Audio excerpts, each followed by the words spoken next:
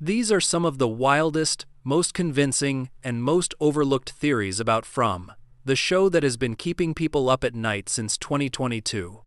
I spent weeks going through Reddit threads, YouTube breakdowns, fan wikis, and rewatching scenes frame by frame to pull together the theories that actually hold up when you look at the evidence. Some of these are well known in the community, some are buried deep in comment sections where only a handful of people noticed them, and a few of them might change the way you watch the show entirely. I'm Alex, and this is going to take a while, so get comfortable. 1. Sophia's real goal isn't to kill anyone, it's to make them kill each other. Season 4's premiere dropped one of the most unsettling moments in the entire series, and it had nothing to do with the creatures. The man in yellow shed his skin, transformed into a young woman named Sophia, crashed into town as a sheltered pastor's daughter, and by the end of the episode had smothered the pastor she arrived with. What he whispered afterward carries more weight than anything the creatures have done in 4 seasons. This is when they tear themselves apart. That line reframes the entire season. Sophia isn't there to hunt people the way the creatures do. She's there to make the residents destroy each other from the inside, and Season 4 keeps proving it. Every move she makes targets trust. She befriends the most vulnerable people, gets close to Sarah, drops quiet suggestions around Marielle, and in Episode 6 she drips her own blood into a sleeping Henry Cavanagh's drink without anyone noticing. None of that is monster behavior. That's infiltration. And here's the thing about the timing. The bones of the sacrificed children sit underneath Colony House, confirmed in Episodes 5 and 6 when Jade's mushroom vision revealed a slab covering a pit and Boyd sledgehammered through a basement wall to find a sealed red door. Sophia arrived right as the residents started getting close to that discovery. Her job isn't to stop them by force, because the creatures already handle that at night. Her job is to make the residents so paranoid, so fractured, so busy suspecting each other that they never get organized enough to reach those bones and do whatever needs to be done with them. The creatures are the walls. Sophia is the rot inside. 2. The talismans don't protect you. They mark you. Everyone in Fromville treats the talismans like a shield. Hang one on the wall, seal the doors, and the creatures can't get in. That's the rule. Except Season 4 broke that rule when Sophia walked right past a talisman without flinching. No hesitation, no resistance, nothing. A theory circulating on Reddit flips the entire premise.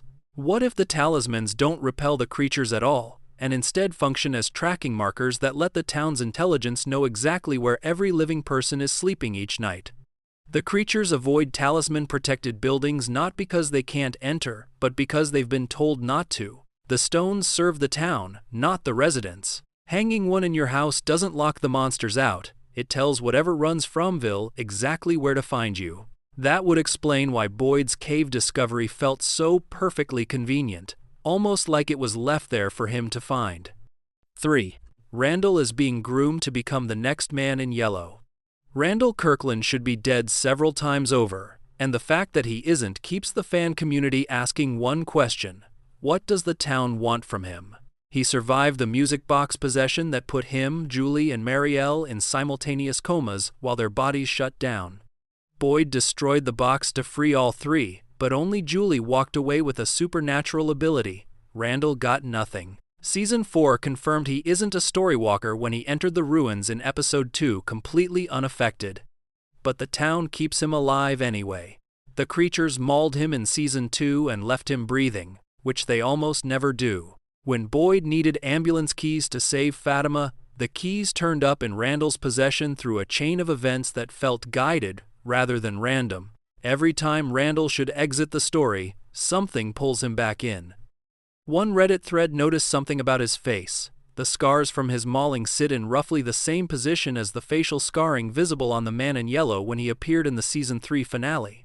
Cicadas, which the show repeatedly ties to death and rebirth, follow Randall specifically. In ancient Greek mythology, Eos turned her mortal lover Tithonus into a cicada after granting him immortality without eternal youth, a story about transformation through suffering that maps almost perfectly onto what the town keeps doing to Randall. The theory is that Randall isn't being punished, he's being prepared. Whatever the man in yellow actually is, the town might be building a replacement, and Randall's entire arc from angry skeptic to brutalized survivor to reluctant participant mirrors the kind of transformation that turns a person into something else entirely. 4. The Lake of Tears is the actual exit from Fromville. Ethan Matthews told a story in the very first episode about a place called the Lake of Tears, and at the time it sounded like a child's imagination filling the silence. A dark lake guarded by a monster, sitting at the edge of an impossible land, with something on the other side that nobody could see. 3.5 seasons later, that story keeps turning out to be less fiction and more blueprint. Season 4 took it further than anyone expected. Ghost Jim, appearing to Ethan in episode 2, told him directly that the lake is here and that Ethan needs to find it. Episode 4 sent a group of residents to an actual lake in the forest, where they pulled 3 life-size scarecrow dolls from the water. The lake exists, something lives in it, and the show keeps pointing Ethan toward it like a compass needle that won't settle. Fans who mapped Ethan's original story onto the show's geography noticed the structure holds up. The monster guarding the lake could be the man in yellow, whose giant spider theory places him as a gatekeeper rather than a predator.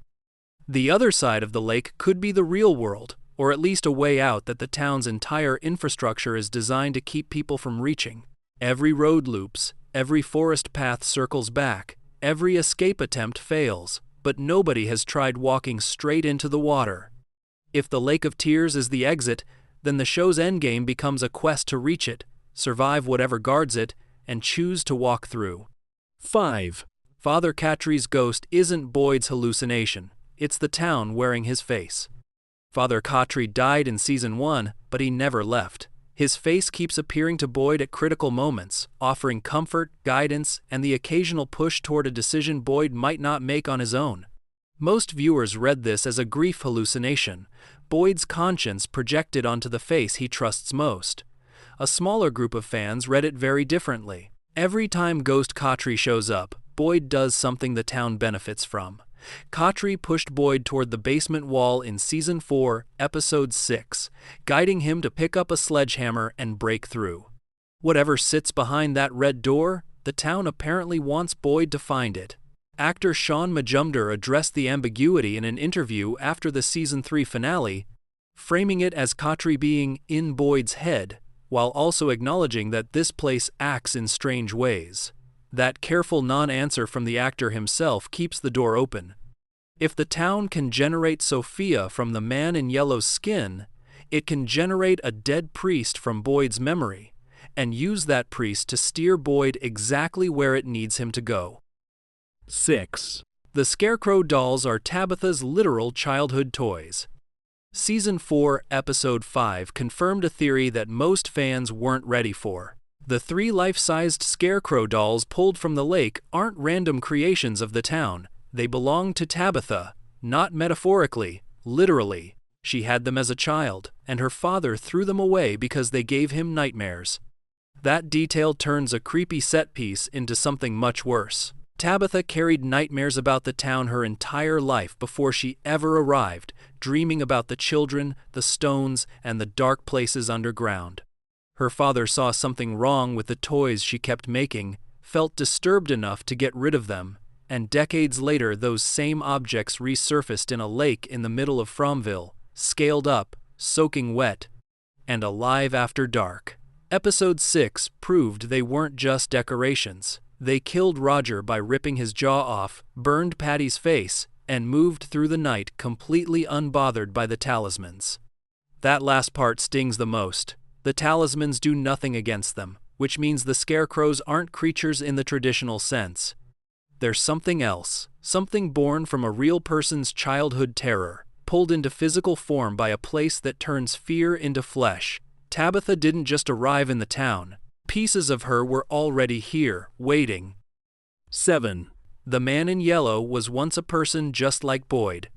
Most fans treat the Man in Yellow as something ancient, a demon or a god or an entity that existed long before the town did. One theory takes the opposite approach.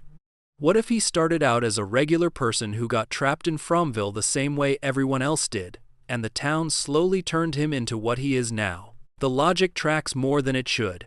Boyd's arc across 4 seasons follows a visible descent. A man who arrived with his family, lost his wife, killed a creature, absorbed parasitic worms into his bloodstream, tortured a prisoner, and by season 4 counts bullets instead of planning escapes.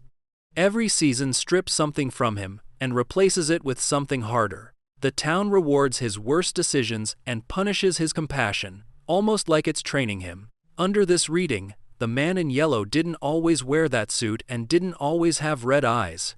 Centuries ago, he might have been the Boyd of his era, the leader who held people together until the weight of it broke him into something unrecognizable. The cycle didn't just trap him, it completed him. 8. Julie wrote Flight of the Cromenockle. Ethan's favorite book, Flight of the Cromenockle, contains details about Fromville that a children's author living in the outside world should not know. The Lake of Tears, the quest structure, the rules of the land, all of it maps onto the town's actual geography and logic with too much precision to be coincidence. Julie can storywalk. Season 4 confirmed she moves through time within the town's history, showing up at moments she shouldn't be able to reach and interacting with events she wasn't alive for. One theory takes that ability and extends it past the town's borders. If Julie storywalked into the past, escaped temporarily the way Tabitha did through the lighthouse, and ended up in the outside world decades before she was born, she could have written that book under a pen name and published it knowing that one day her younger brother would read it and carry its lessons into the town. That would make Flight of the Cromenockle a survival manual disguised as a children's story, written by someone who already lived through what Ethan is only beginning to face. 9. The Colony House basement holds the children's mass grave. For 3 seasons, Colony House sat on top of something nobody knew about. Season 4 cracked it open. Jade's mushroom-fueled vision in episode 5 pulled him into a chamber beneath Colony House where tree roots spread across a stone slab covering a pit, and inside that pit were bones. Not random bones. The remains of the sacrificed Angkui children, the same children whose ghosts whisper "remember" to Tabitha and Jade, the same children whose dying hope grew into the faraway trees and formed the symbol. Boyd confirmed the physical reality of this in episode 6. Guided by the ghost of Father Khatri, he grabbed a sledgehammer, broke through a basement wall inside Colony House, and found a sealed red door that someone had deliberately walled over. Whoever sealed that door knew what sat behind it and decided that keeping it hidden served them better than revealing it. That raises a question the show hasn't answered yet. Who sealed it, and why? If the bones are what sustain the immortality bargain, the monsters have every reason to keep them buried. If destroying or removing the bones would break the cycle, then whoever walled up that door was protecting the system, not the people. Donna ran Colony House for years and never mentioned the basement containing anything unusual, which either means she genuinely didn't know, or it feeds directly into the Donna as mole theory that fans have been building since season 1. 10. Cicadas are how the monsters come back from the dead. When Boyd killed Smiley using Martin's bloodworms, the body dropped to the ground and cicadas swarmed it within minutes. Donna burned the insects immediately, almost instinctively, like she understood on some level that leaving them alone would be a mistake. Smiley came back anyway, reborn through Fatima's monstrous pregnancy, but the Cicada Connection kept growing across seasons 2 and 3 in ways that feel too deliberate to be atmospheric filler. Only 3 characters hear the cicadas when nobody else can: Julie, Randall, and Marielle, the same 3 people the music box monster possessed. Randall sees them in hallucinations that repeat and intensify. Kenny dreamed of being burned by one. When Smiley's corpse lay in the clinic, the cicadas arrived before anyone had time to process what Boyd had accomplished, as if they were drawn to the death itself. Cicadas spend years underground before emerging, transformed, into a completely different form. That life cycle parallels the monsters perfectly. They die, they go into the ground, and something carries their essence back into the world wearing a new shape. Fatima was the vessel for Smiley's return, but the cicadas might be the signal, the mechanism, or both. Every time they show up, something is being reborn, and nobody in the town has figured out how to stop it. 11. Boyd is slowly becoming the next man in yellow.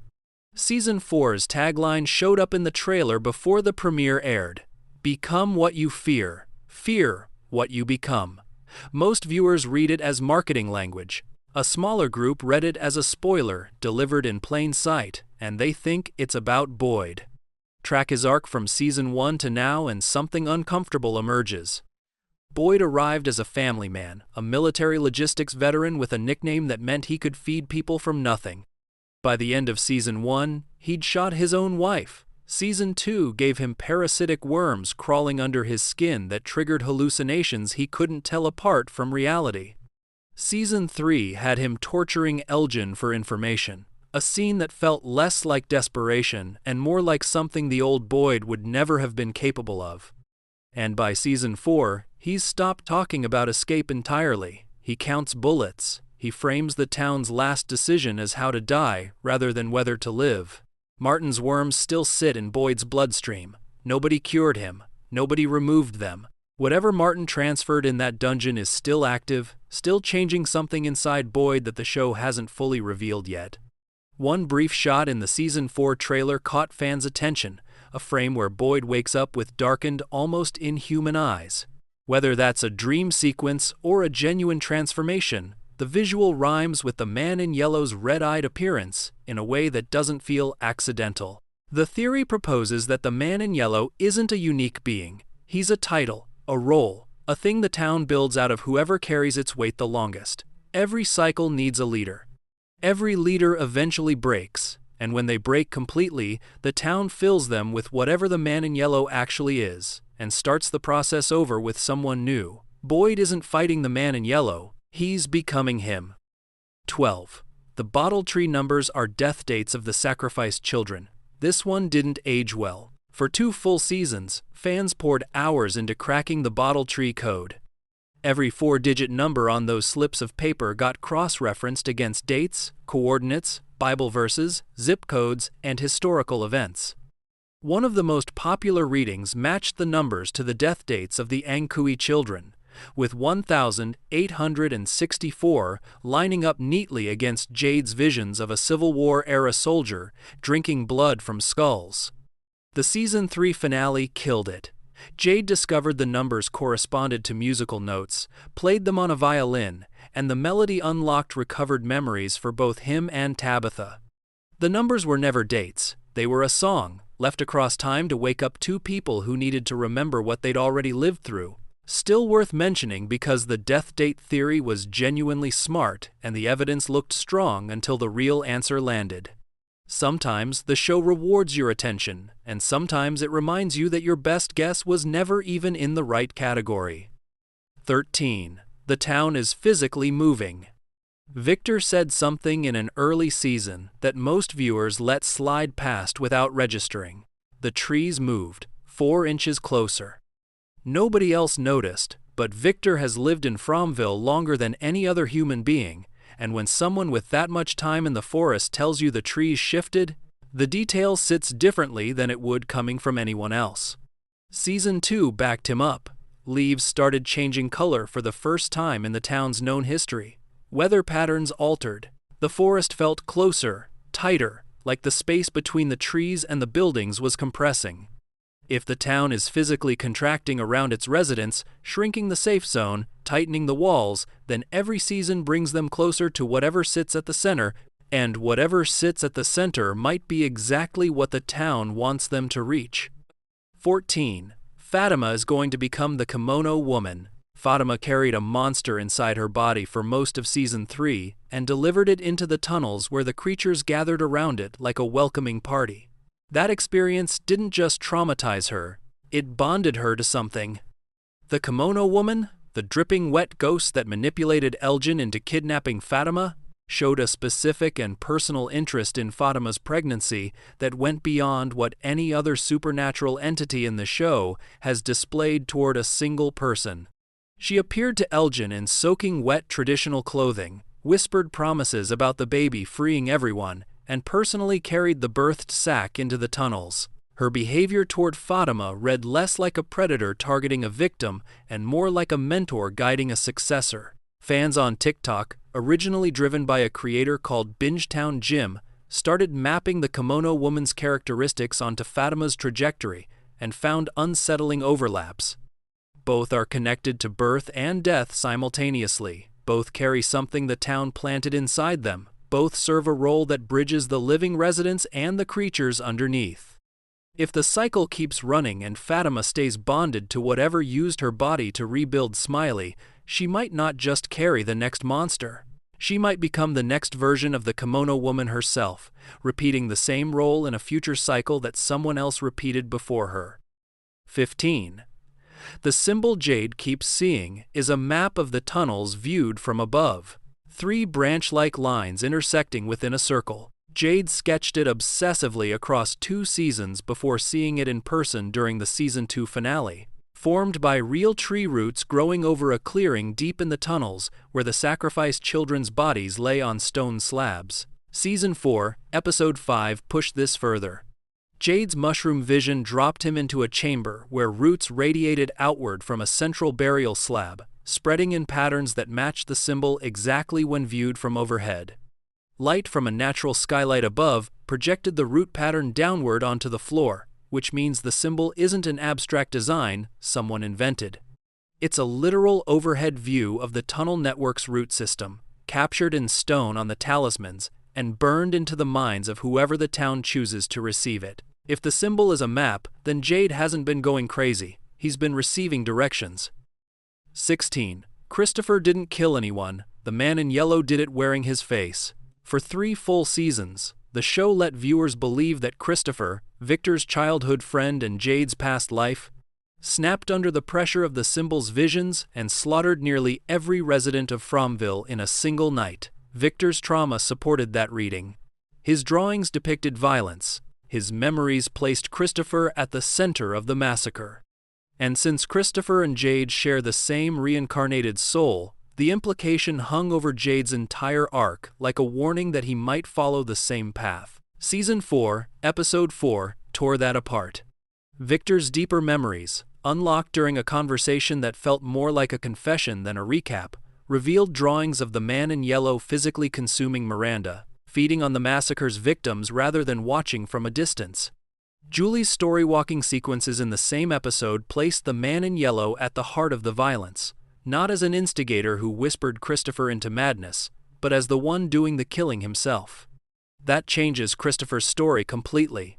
Under this reading, Christopher didn't lose his mind. He refused to cooperate. The boy in white told him to go through the faraway tree and save the children, and Christopher said no, either because he didn't trust the boy in white or because he understood the cost better than anyone. And because he refused, the man in yellow took matters into his own hands, carried out the massacre personally, and let Christopher's reputation absorb the blame across every retelling since. Victor grew up believing his friend killed everyone he loved. Jade spent 3 seasons terrified he carried a murderer's soul. Both of them were wrong, and the real killer stood in the background the entire time, wearing a yellow suit and smiling. 17. The music box ballerina is Abby Stevens. Boyd destroyed the music box in Season 2 to free Julie, Randall, and Marielle from its grip. The music box monster lost its physical anchor, and the 3 victims woke up. That should have been the end of it, except the ghost of Abby Stevens started appearing to Boyd almost immediately after, delivering the same kind of emotionally loaded manipulation the music box was built for. The timing alone raises questions. Before Boyd smashed the box, Abby's ghost never showed up. After he destroyed it, she became a recurring presence in his life, whispering advice that always sounds caring on the surface but consistently pushes Boyd toward decisions that benefit the town. Hope is what feeds the forest came from Ghost Abby.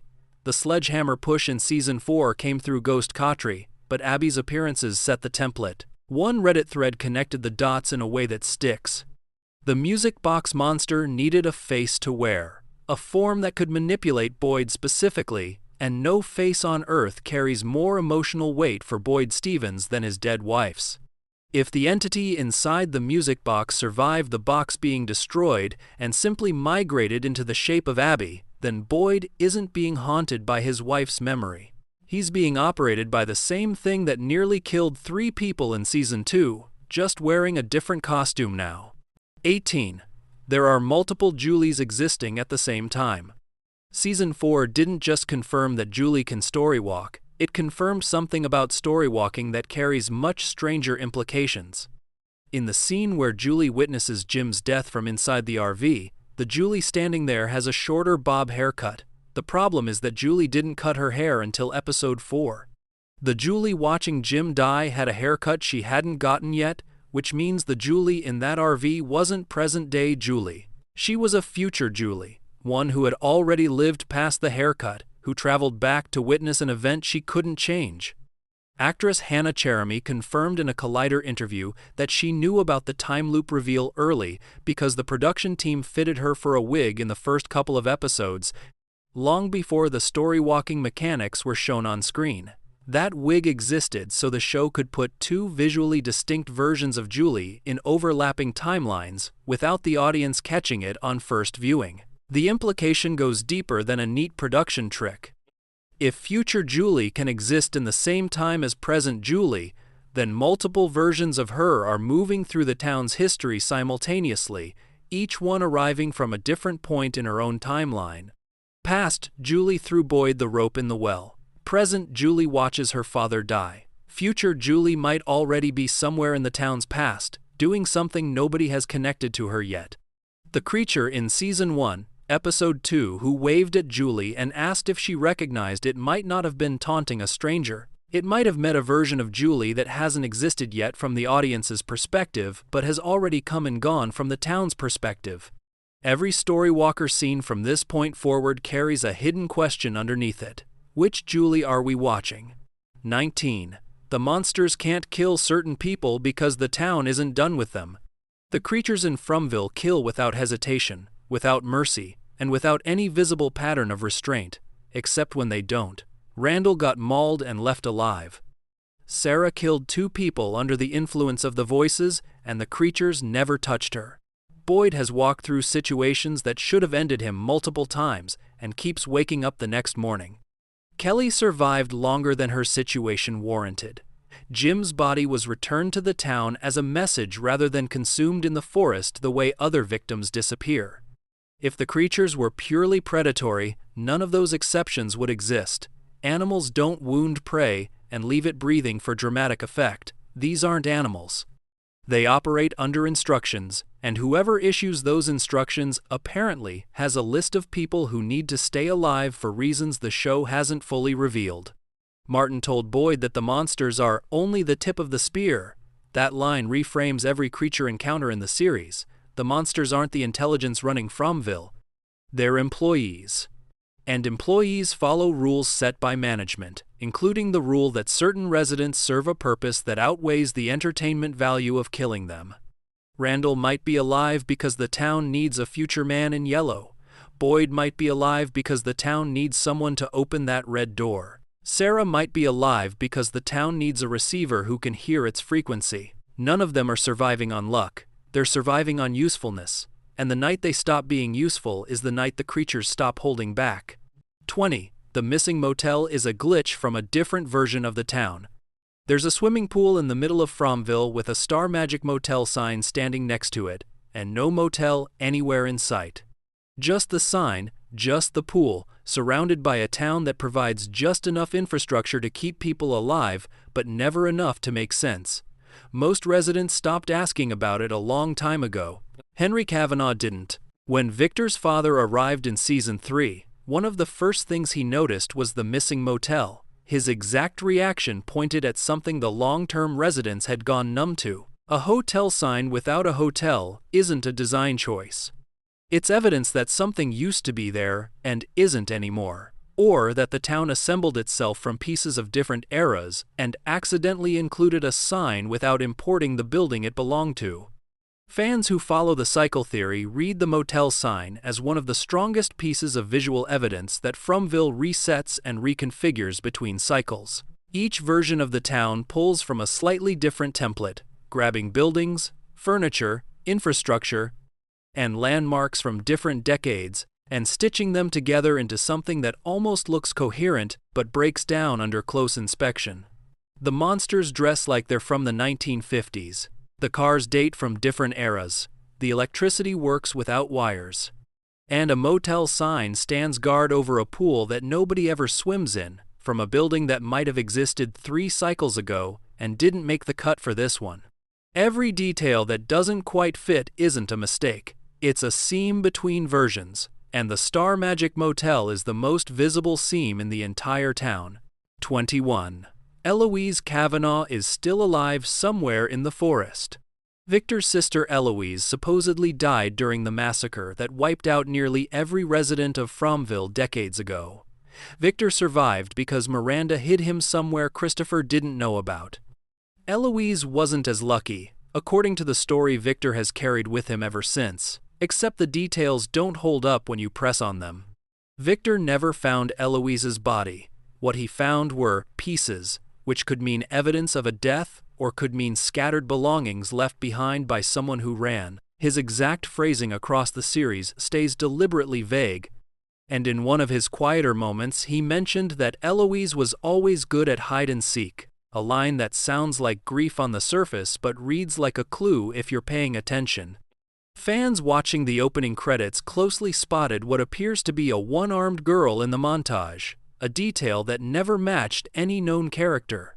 Season 3 introduced an abandoned settlement deep in the forest with crude cabins, growing crops, and bear traps set in a perimeter, all signs that someone has been living out there alone for a very long time. Nobody claimed that settlement. Nobody explained who built it or why.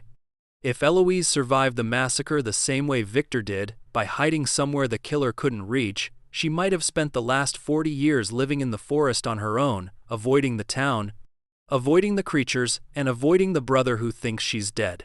Victor's drawings contain details he can't fully explain, images that feel more like received transmissions than memories, and some fans believe Eloise has been communicating with him through the town systems without either of them fully understanding the connection.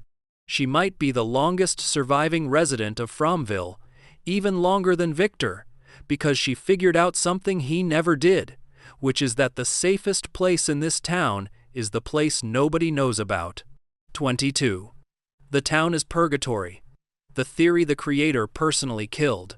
This was probably the most popular reading of From during its first 2 seasons. People arrive through a mysterious barrier, can't leave, face nightly horrors, and slowly lose everything they brought with them.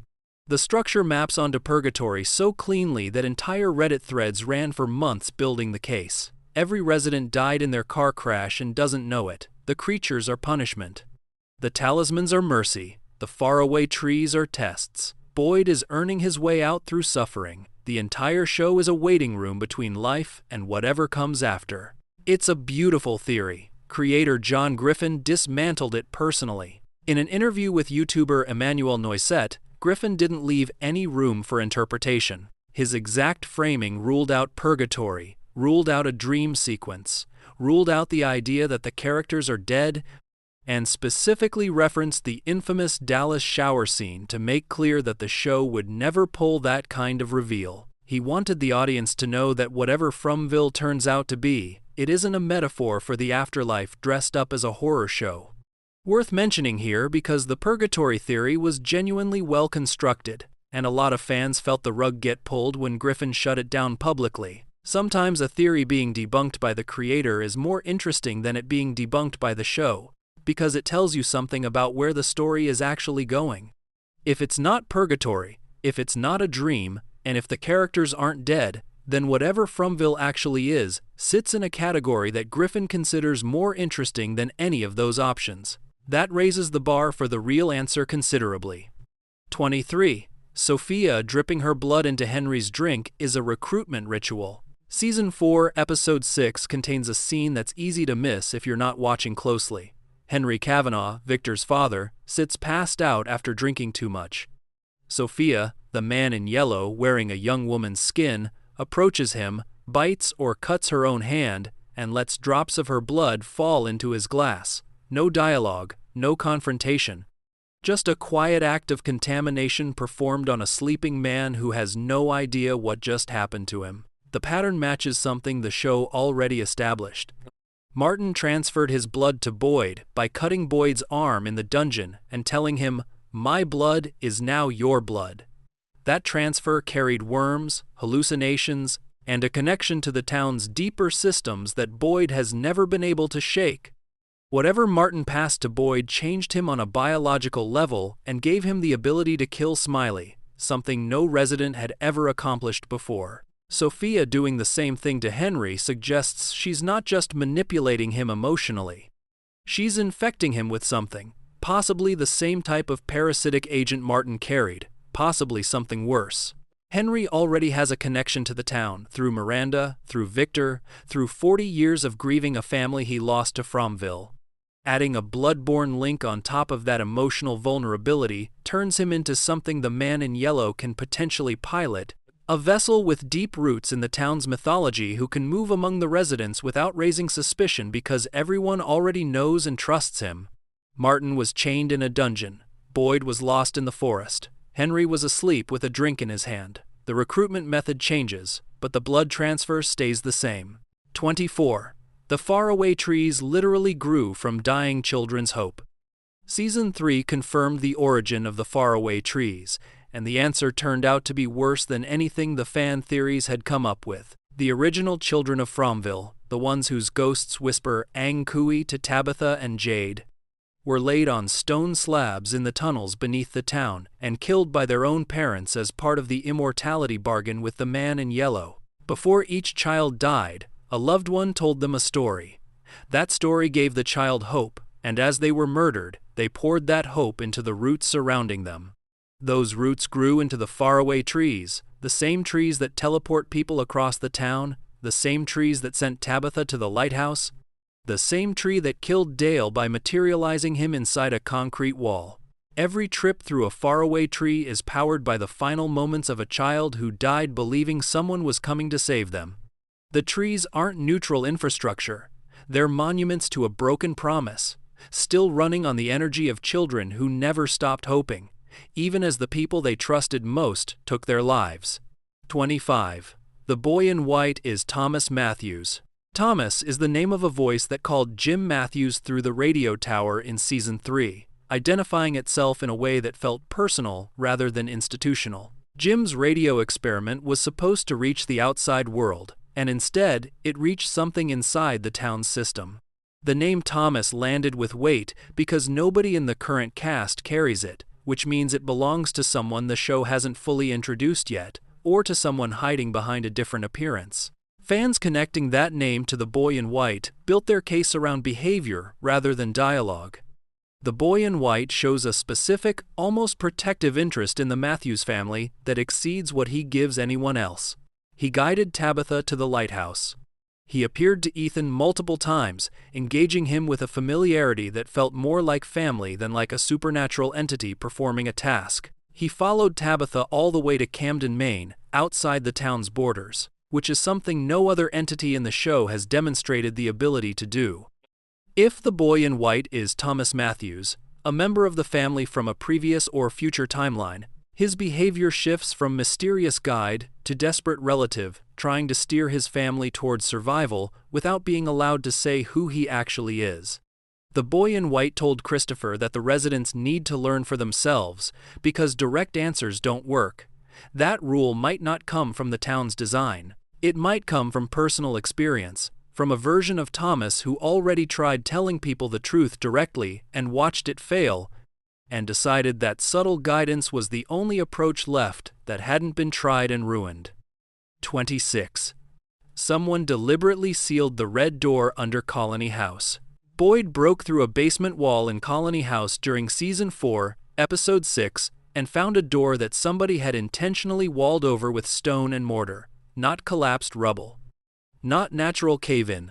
Someone stood in that basement, looked at that door, decided that whatever sat behind it needed to stay hidden, and built a wall to make sure nobody could reach it without significant effort and a reason to look. That act of concealment tells you two things. First, whoever sealed the door knew what the bones behind it represented, which means at least one person in a previous cycle understood the connection between the children's remains and the immortality bargain that created the monsters. Second, they chose to hide it rather than use it, which means either they were protecting the system by keeping the bones buried, or they tried something with the bones that went wrong and sealed the door to prevent anyone from repeating their mistake. Donna ran Colony House for years and never mentioned anything unusual about the basement. If she genuinely didn't know, then the door predates her arrival by a long time and the wall was built to last. If she did know and kept it quiet, then the Donna as mole theory gains its strongest piece of physical evidence yet. Either way, somebody in Fromville's past understood enough about the town's engine to find the bones, look at them, and choose silence over action. That person's identity and their reasons might matter more than the bones themselves. 27. The worms are the real predators and the monsters are just their vehicles. Martin didn't warn Boyd about the creatures. He warned him about what lives inside them. My blood is now your blood. Wasn't a metaphor. Martin transferred worms into Boyd's body through an open wound, and those worms granted Boyd the one thing no resident had ever achieved, the ability to kill a creature. When Boyd slashed Smiley's throat and let the worms pass from his bloodstream into the creature's body, Smiley dropped dead on the spot. Not wounded, dead.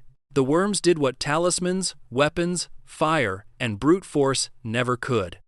That detail repositions everything. If the worms can kill the creatures, then the worms operate on a higher level of the town's hierarchy than the creatures themselves. The smiling monsters that terrorize residents every night might be nothing more than hosts, biological vehicles carrying something smaller and older that does the actual work of maintaining the town's systems. Martin knew this. Martin sat chained in a dungeon for an unknown amount of time, infected with the worms, aware of what they could do, and chose to pass them to Boyd rather than let them die with him. The question nobody has answered is where the worms came from in the first place. Martin didn't create them. The town didn't explain them. They exist inside the system like a parasite inside a parasite, a predator wearing the skin of something that already wears human skin. If the creatures are the tip of the spear, the worms might be the hand holding it, and Boyd is the only person walking around with that hand's fingerprints still in his bloodstream. 28. Storywalking doesn't change the past, but it can create new branches. Season 4, Episode 1, delivered a rule about storywalking that sounded like a limitation but might actually be a loophole. The man in yellow told Julie directly that there's no way to change a story once it's been told. Julie experienced this firsthand when she traveled back to the moment of Jim's death, watched it happen from inside the RV, and couldn't do anything to stop it. Her father died in front of her eyes, and her power offered her nothing but a front-row seat. But the show made a careful distinction between changing an event and creating something new around it. Julie threw Boyd the rope in the well during an earlier season, a moment that always existed in the show's timeline. She didn't change what happened to Boyd in that well. She completed it. The rope was always going to come from her. The event couldn't exist without her future self participating in it, which means storywalking doesn't rewrite history, but it does let you add layers to it that weren't visible before. That distinction matters for the endgame. If Julie can't save people who already died, she can still plant objects, leave messages, or position herself at moments in the town's past where a small addition changes how future residents interpret what they find. The talismans in the cave might be one of those additions. Flight of the Cromenockle might be another. Julie can't rewrite the story, but she might be the reason the story contains instructions for surviving it. 29. Smiley isn't just another creature, he was the first one. Every monster community has its pecking order, and fans noticed early on that Smiley occupies a position among the creatures that goes beyond being another face in the crowd. When the monsters gather, Smiley stands at the front. When they surround prey, Smiley speaks first. When Boyd killed him using Martin's worms, the town didn't just let him stay dead the way it presumably would with any other creature. It hijacked a living woman's body to rebuild him from scratch, using Fatima's womb as a factory and her pregnancy as a delivery system. That level of investment in a single creature's survival suggests Smiley isn't replaceable. Under this theory, Smiley was the original parent. the first person who agreed to the man in yellow's bargain and sacrificed their child for immortality. Every other monster followed his lead, but he struck the deal first, which means his existence anchors the entire arrangement. If Smiley stays dead permanently, the bargain might unravel and every creature linked to it could lose their immortality. That would explain why the town moved so aggressively to bring him back through Fatima. Losing any other creature is an inconvenience. Losing Smiley might be an extinction event. 30. The Polaroid Camera is the town talking through photographs. Elgin arrived in Fromville on the bus with a Polaroid camera that started producing images he couldn't have taken. Photographs of places he'd never been, people he'd never met, and in one case, a picture of Boyd Stevens's old house in North Carolina, a location that exists in the real world and has no visible connection to anything inside the town. The camera printed that image on its own, as if something was feeding it data from outside Fromville, and using Elgin's hands to develop it. Sarah hears the town through voices, Tabitha sees it through visions of ghost children, Jade receives it through the symbol burned into his consciousness. Each person the town selects as a receiver gets a different channel, and Elgin's channel is the camera. The Polaroid doesn't capture what Elgin points it at.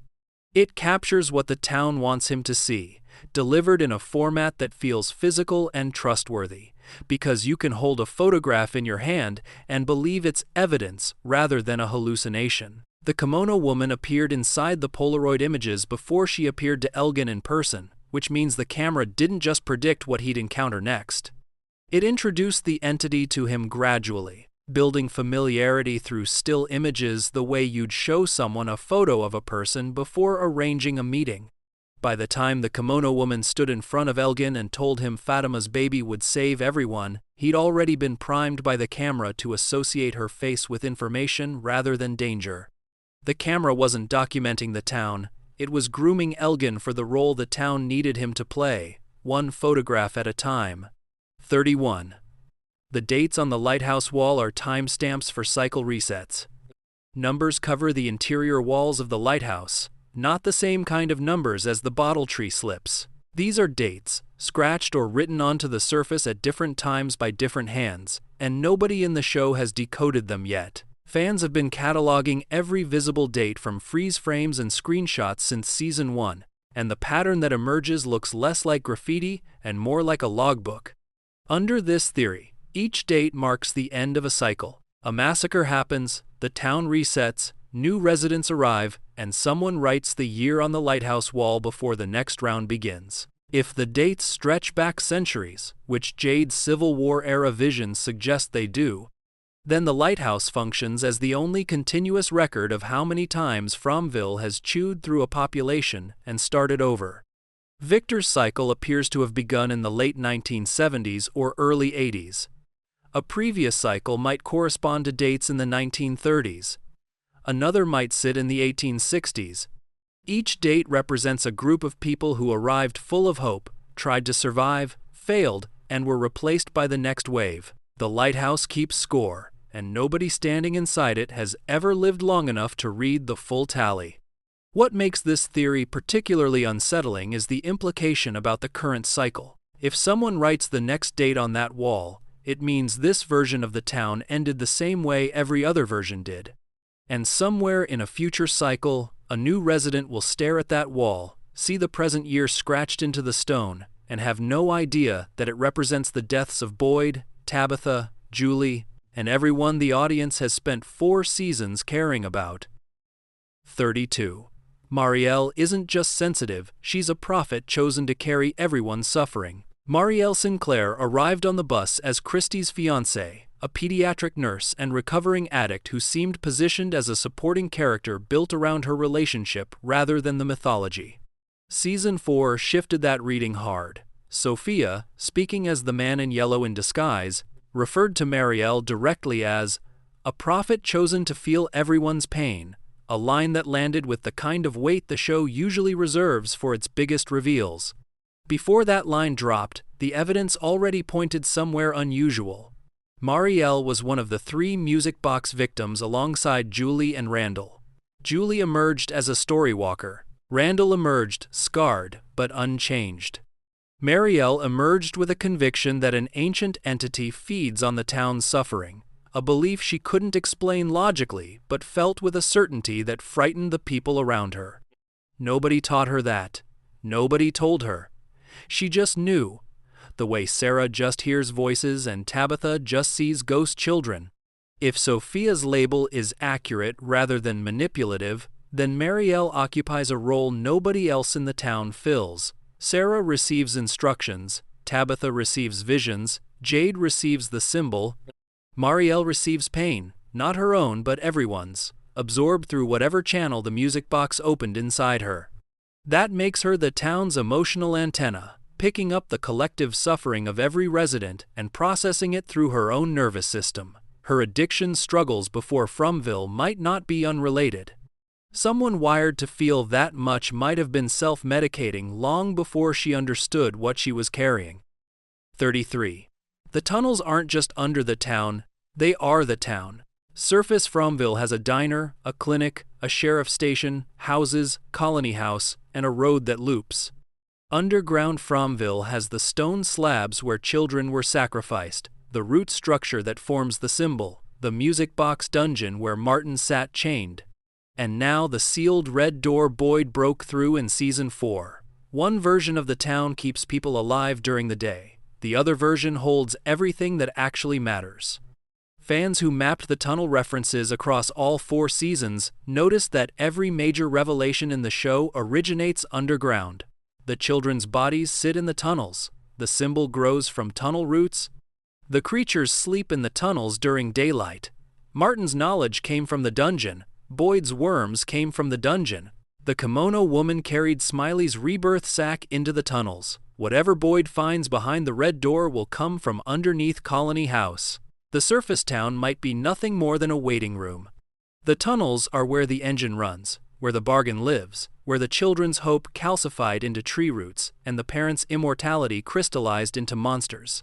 Every important answer in the show has come from going down rather than going out, which suggests the exit might not be through the forest or across the lake but deeper underground, past the bones, past the roots, into whatever chamber sits at the very bottom of what Fromville actually is. 34. The boy in white isn't the man in yellow's enemy, he's his younger self. Both of them walk in daylight. Both of them manipulate residents through carefully chosen words rather than force. Both of them know things about the town that no living person has access to. And both of them show up at turning points in the story to nudge events in a direction that feels helpful on the surface, but consistently leads to more suffering before any progress gets made.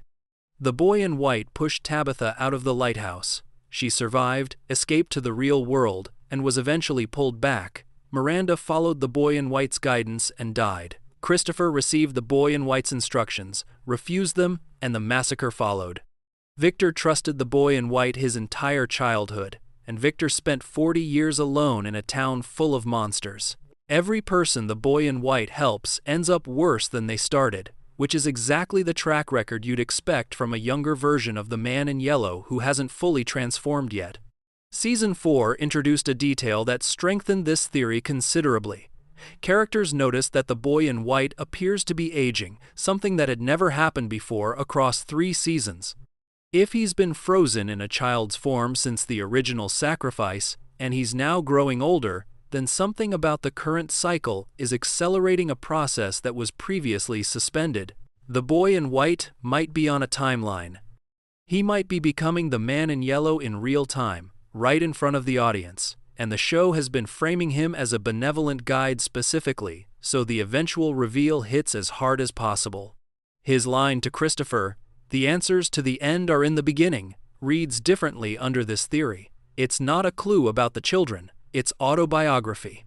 The end of the boy in white is the beginning of the man in yellow, and the answers to understanding the man in yellow require going back to the child he used to be before whatever the town did to him finished the job. 35. Cicadas don't just appear in from for atmosphere, they're borrowed from ancient resurrection mythology. The show never explains why cicadas specifically show up around death and rebirth in Fromville. They swarm Smiley's corpse, they haunt Randall's visions, Kenny dreams of being burned by one, Fans who dug into the cultural history of the cicada found connections that feel too precise to be coincidental. In ancient Greek mythology, the goddess Eos fell in love with a mortal named Tithonus and asked Zeus to grant him immortality. Zeus agreed, but Eos forgot to ask for eternal youth alongside eternal life. Tithonus aged endlessly without dying, shrinking and withering until Eos transformed him into a cicada out of mercy. Immortality without youth, life without vitality. That description maps directly onto the creatures of Fromville, parents who gained eternal life through the sacrifice of their children and now spend that immortality as withered, desiccated things hiding behind human faces. Chinese tradition pushes the parallel further. Cicadas represented resurrection and immortality in ancient Chinese art and burial practices, placed on the tongues of the dead to ensure their rebirth in the next life. The creatures in From died as humans and were reborn as monsters. Smiley died as a monster and was reborn through Fatima. The cicadas arrive every time that transition occurs, as if they're marking the moment a soul crosses from one form to another. If the show borrowed this mythology intentionally, then every cicada sighting is a countdown to someone's transformation. Randall sees them more than anyone else in the cast, which under this reading doesn't mean he's haunted, it means he's next. 36. Randall was supposed to be a storywalker until the show said he wasn't. After the music box possession freed Julie, Randall, and Marielle in Season 2, fans immediately started asking whether all three of them gained supernatural abilities. Julie emerged as a confirmed storywalker. Marielle emerged with heightened emotional sensitivity that Sophia later called prophetic. Randall emerged angry, scarred, and seemingly unchanged, but the fan community wasn't ready to accept that the music box gave 2 out of 3 people powers and left the third one empty-handed. The Randall Storywalker theory gained traction quickly. His survival instincts seemed sharper after the possession. His awareness of the town's patterns felt elevated. Fans pointed to small behavioral shifts as evidence that Randall could perceive timelines the way Julie could, just without understanding what he was experiencing. Season 4, Episode 2 answered the question directly. Randall entered the ruins that triggered Julie's storywalking episodes, and nothing happened. No visions, no time displacement, no supernatural response of any kind. He walked through the space completely unaffected, and the theory died on the spot. What makes this debunking interesting is what it leaves behind. If the music box chose Julie and Marielle for specific roles and deliberately excluded Randall, then whatever the town has planned for him requires him to stay fully human. No powers, no protection, no abilities. Just a man the town keeps alive for reasons it hasn't shared yet. 37. Fatima's mud golem is going to come alive. Fatima spent much of Season 4 doing something nobody around her fully understood. She gathered mud, shaped it with her hands, and built a figure that grew larger and more detailed over multiple episodes. The show filmed these scenes with a deliberate patience that signaled the golem mattered, lingering on her hands, working the clay, on the shape taking form, on the quiet intensity she brought to the process. Fans with backgrounds in religious and mythological folklore recognized the reference immediately. In Jewish tradition, a golem is a figure molded from clay or earth and brought to life through ritual, often by inscribing a sacred word on its forehead or placing a written name in its mouth. Golems are created as protectors, built to defend communities from threats they can't fight on their own. The catch, repeated across nearly every golem story ever told, is that the golem eventually turns on its creator or grows beyond their ability to control it. Fatima already created one thing in Fromville. Smiley grew inside her body, used her as a vessel, and emerged as a fully formed monster that rejoined the creatures as if it had never been gone. If the town's influence flows through Fatima's creative acts, then whatever she builds with her hands carries the same risk as whatever she carries in her body. The golem might start as a protector, shaped by Fatima's trauma and her desperate need to fight back against the system that used her. But if the town's energy runs through the clay the way it ran through her pregnancy, the golem might not stay on her side for long. Screen Rant and Prime Timer both flagged the golem as a potential turning point for the back half of Season 4. with Prime Timer specifically warning that the town might be tricking Fatima into thinking she understands what she's building when she doesn't understand it at all. 38. The town runs on cycles, and every cycle ends in a massacre. Victor survived the last one. He hid while everyone around him died, and he spent the next 40 years alone in a town that kept running without enough people to fill its buildings. Before Victor's cycle, there were others. Jade's visions of a Civil War soldier place at least one cycle in the 1860s. The dates scratched into the lighthouse wall suggest more, and every time, the pattern repeats. People arrive. They settle in. They start to understand the town. They get close to something, the bones, the children, the truth behind the bargain. And then the massacre comes, wiping the board clean so the next group can start from nothing. The cycle theory explains why Fromville feels designed rather than chaotic. The talismans, the crops, the electricity, the furnished buildings, all of it exists to sustain a population long enough for the cycle to play out. The town doesn't want people dead immediately. It wants them alive, hoping, searching, suffering in a slow burn pattern that builds toward a breaking point. When the breaking point arrives, the man in yellow or whatever force operates above him triggers the massacre, the survivors are reduced to nearly zero, and the fallen tree starts pulling new cars off new highways to repopulate the experiment. Christopher's massacre in the 1980s wasn't an anomaly.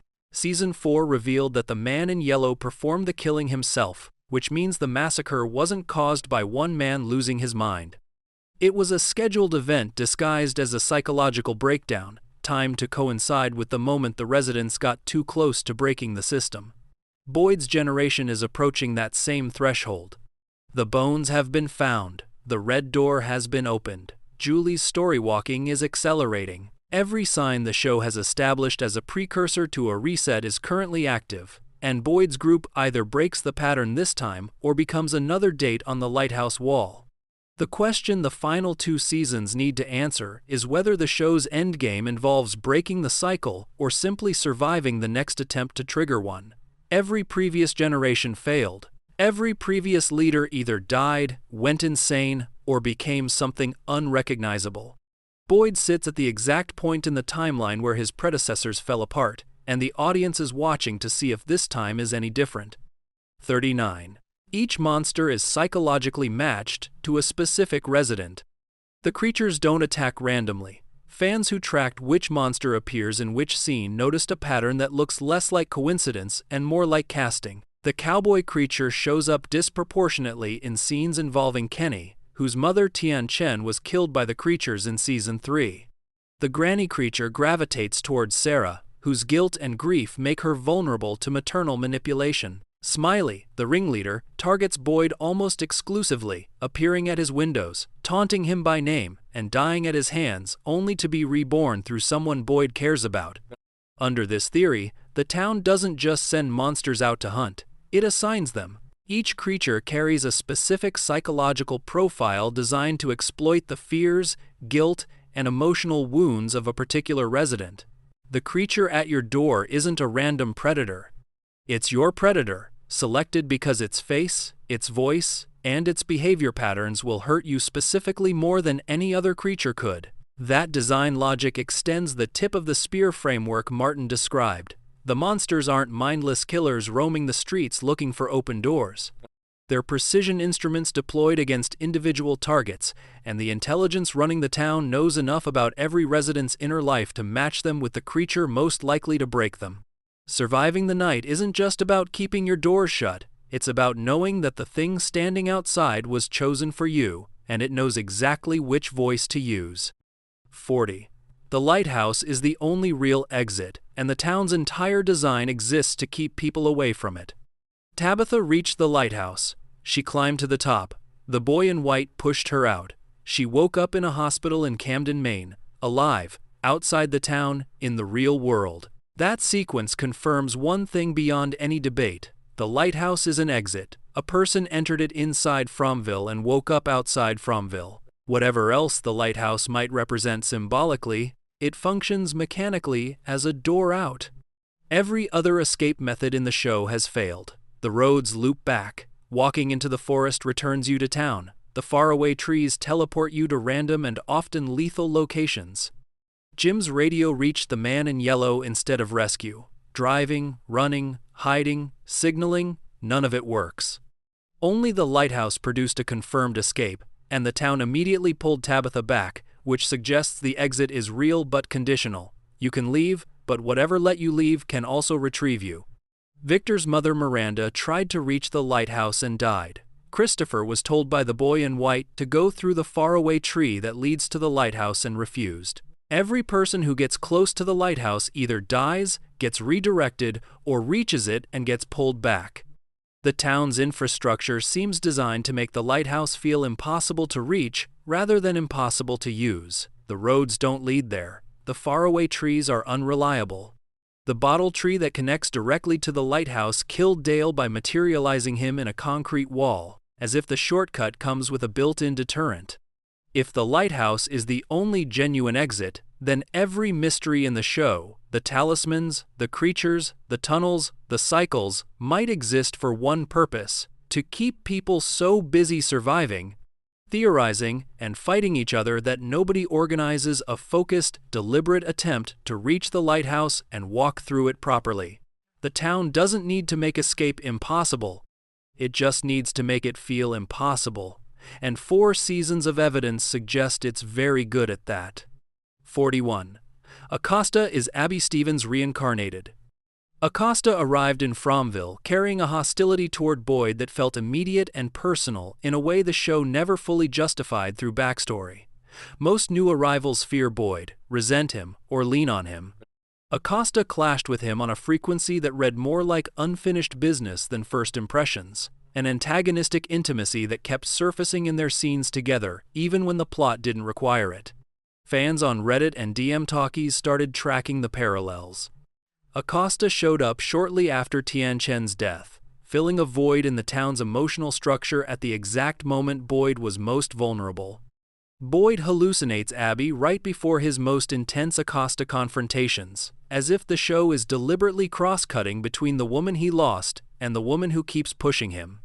A Polaroid from the Season 3 finale printed an image of Boyd's old house in North Carolina, a building that exists in the real world and connects to his life with Abby, surfacing at a time when Acosta's presence in the story was escalating. If the reincarnation cycle applies to more than just Tabitha and Jade, then Abby's soul returning in a new body to finish whatever her relationship with Boyd left unresolved would fit the show's established rules. Abby died violently inside Fromville. Boyd pulled the trigger himself. A soul carrying that kind of trauma wouldn't come back calm and cooperative. It would come back exactly the way Acosta behaves, combative, instinctively drawn to Boyd, and completely unaware of why. 42. The music box melody and Jade's violin lullaby are the same piece of music played in reverse. Jade played the bottle tree numbers as musical notes on a violin in the Season 3 finale, and the melody unlocked recovered memories of his past life as Christopher. The children's ghosts responded to the song. Tabitha's memories surfaced alongside Jade's. The music functioned like a key turning in a lock that had been sealed for decades, maybe centuries. The music box in the dungeon played a different melody, one tied to a nursery rhyme that activated the music box monster and put Julie, Randall, and Marielle into comas. The rhyme that accompanied it carried a warning: "They come for 3, unless you stop the melody." A threat dressed up as a children's song, delivered through an instrument that looked innocent but operated as a weapon. Fans with musical training isolated both melodies from the show's audio and noticed structural similarities that go beyond coincidence. The intervals and phrasing suggest the two pieces might be the same composition played in opposite directions, one version designed to awaken and the other designed to imprison. If the violin lullaby is the original melody the children heard as they died, the music box version might be its corruption. The same song run backward through whatever filter the man in yellow applied to turn hope into a weapon. Same notes, same key, opposite intentions.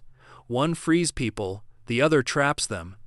And both were hiding in plain sight across 2 seasons before anyone thought to compare them. 43. Every resident of Fromville is a reincarnated monster from a previous cycle. The show confirmed that Tabitha and Jade are reincarnations of Miranda and Christopher. That confirmation cracked the door open. This theory kicks it off the hinges. When a creature dies in Fromville, its soul doesn't disappear. It re-enters the cycle and gets reborn in the outside world as a human being, living a normal life with no memory of what it used to be, until the fallen tree appears on a highway and pulls it back into the town where it originated. Under this reading, every single resident of Fromville was once a monster. Boyd, Kenny, Sarah, Donna, Randall, every person who drove past that fallen tree and ended up trapped, they all lived previous existences as the smiling, hunting, torturing creatures that roam the forest at night. Christie's autopsy of Smiley supports this more than it should. Beneath the creature's exterior, the anatomy looked human. Desiccated organs, shriveled muscle tissue, a body that was clearly once a living person. If the monsters were originally human parents who sacrificed their children, and their punishment was immortality without humanity, then dying as a monster might reset the process. Death strips the immortality, the soul cycles back into the world as a baby, and decades later the town reclaims it. That framework turns every creature encounter into something profoundly uncomfortable.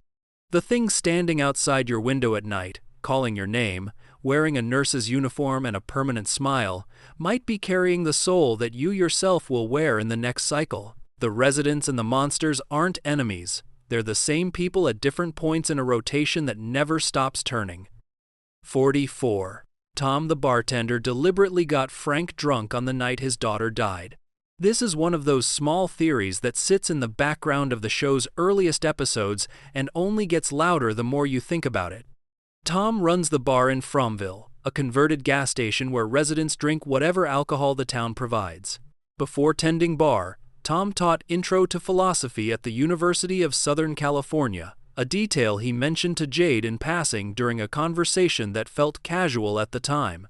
On the night that Frank's daughter ended up outside after dark and was killed by the creatures, Frank was inside Tom's bar, too drunk to function. The timeline suggests Frank didn't just happen to drink too much that evening. Tom kept serving him. A former philosophy professor who understands patterns, incentives, and human behavior chose to keep pouring drinks for a man whose daughter needed him sober and present before sundown. Nobody in the show has revisited this. Nobody accused Tom. Nobody connected the daughter's death to Tom's decision to keep Frank's glass full. But the show established that Tom is smarter than his bartender role suggests, and it established that the town uses its residents against each other whenever possible. If Tom acted under the town's influence the way Sarah acted under the voices, then Frank's daughter didn't die because Frank was irresponsible. She died because someone with a background in understanding human decision-making ensured that Frank wouldn't be in a position to protect her. The bar isn't just a place to drink. It might be another one of the town's instruments, with Tom as the hand that plays it. 45. The Scarecrow dolls don't obey talisman rules because they aren't creatures. They're something the town built from nightmares. Season 4, Episode 6 confirmed what Episode 5 hinted at. The Scarecrow dolls that came alive at night killed Roger, burned Patty, and moved through the town without any regard for the talismans that keep the regular creatures at bay.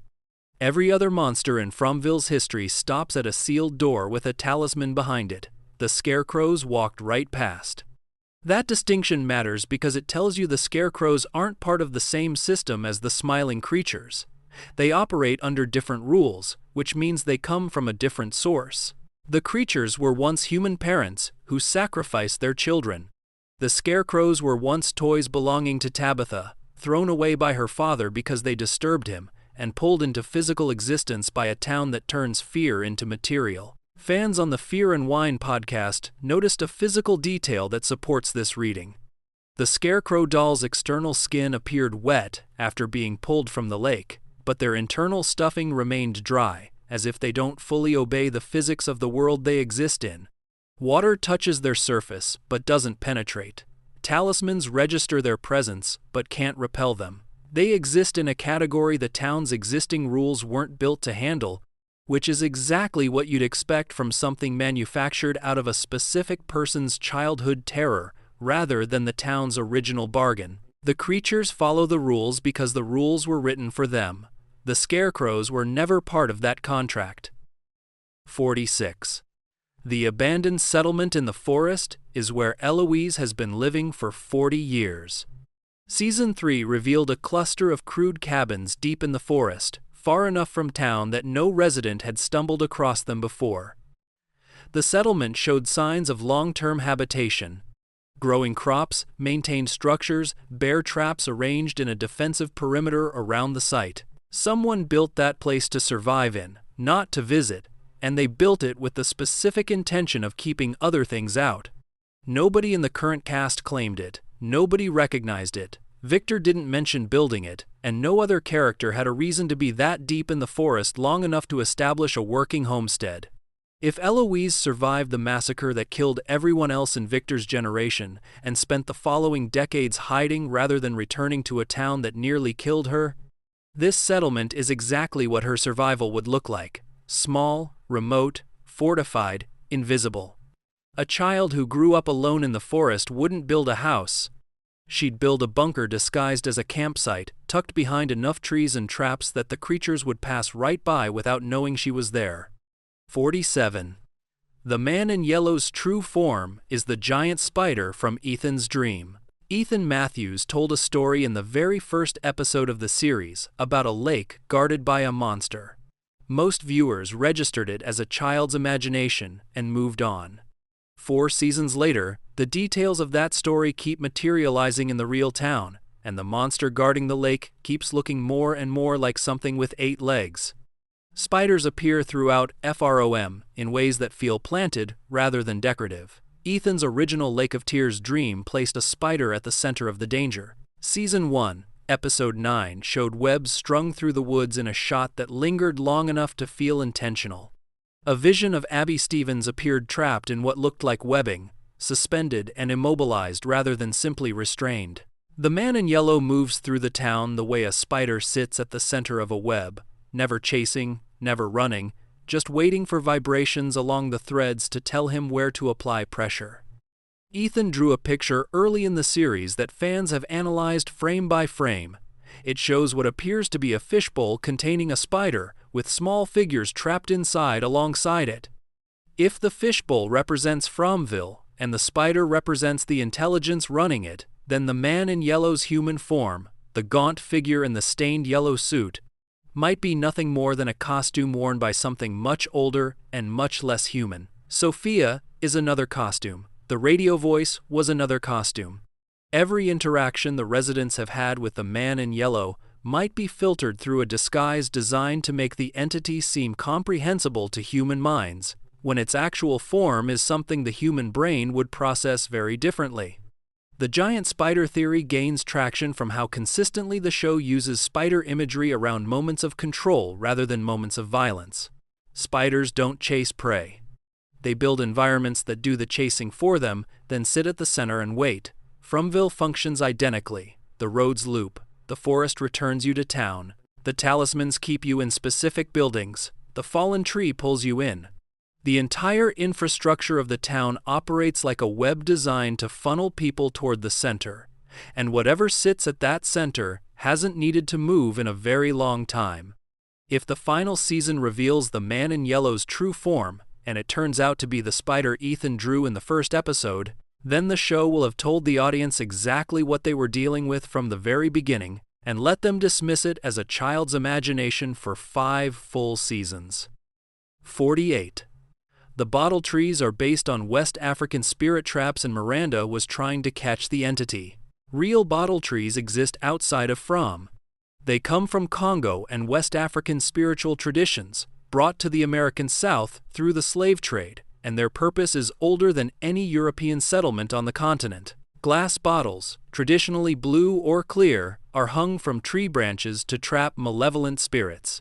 The belief holds that evil spirits are drawn to the shimmer of the glass, enter the bottles out of curiosity, and become trapped inside, unable to escape once the sun rises and seals them in. Southern porches still display haint blue paint on their ceilings for the same reason, using color to mimic the sky and confuse spirits into thinking they've already left. Miranda Kavanagh built bottle tree art installations near her home in Camden, Maine, long before she ever arrived in Fromville. She created them compulsively, arranging glass bottles on branches as if she couldn't stop herself, and no one around her understood why. After the show revealed that Miranda is a past incarnation of Tabitha, carrying subconscious memories of the town across lifetimes, her bottle tree art takes on a completely different meaning. Under this theory, Miranda wasn't making art. She was trying to trap something. Her subconscious remembered the entity, remembered the children, remembered the danger, and it expressed that memory through the closest available cultural form, a spirit trap built from glass and wood.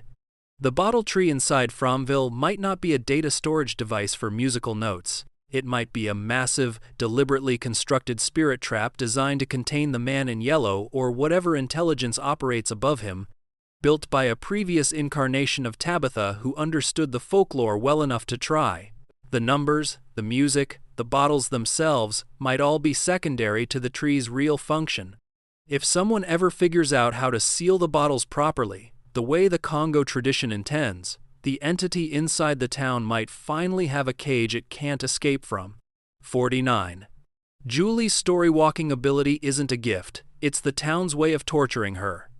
The show presents storywalking as a power. Julie can move through time, witness events from the town's history, and interact with moments she wasn't alive for. On paper, that sounds useful.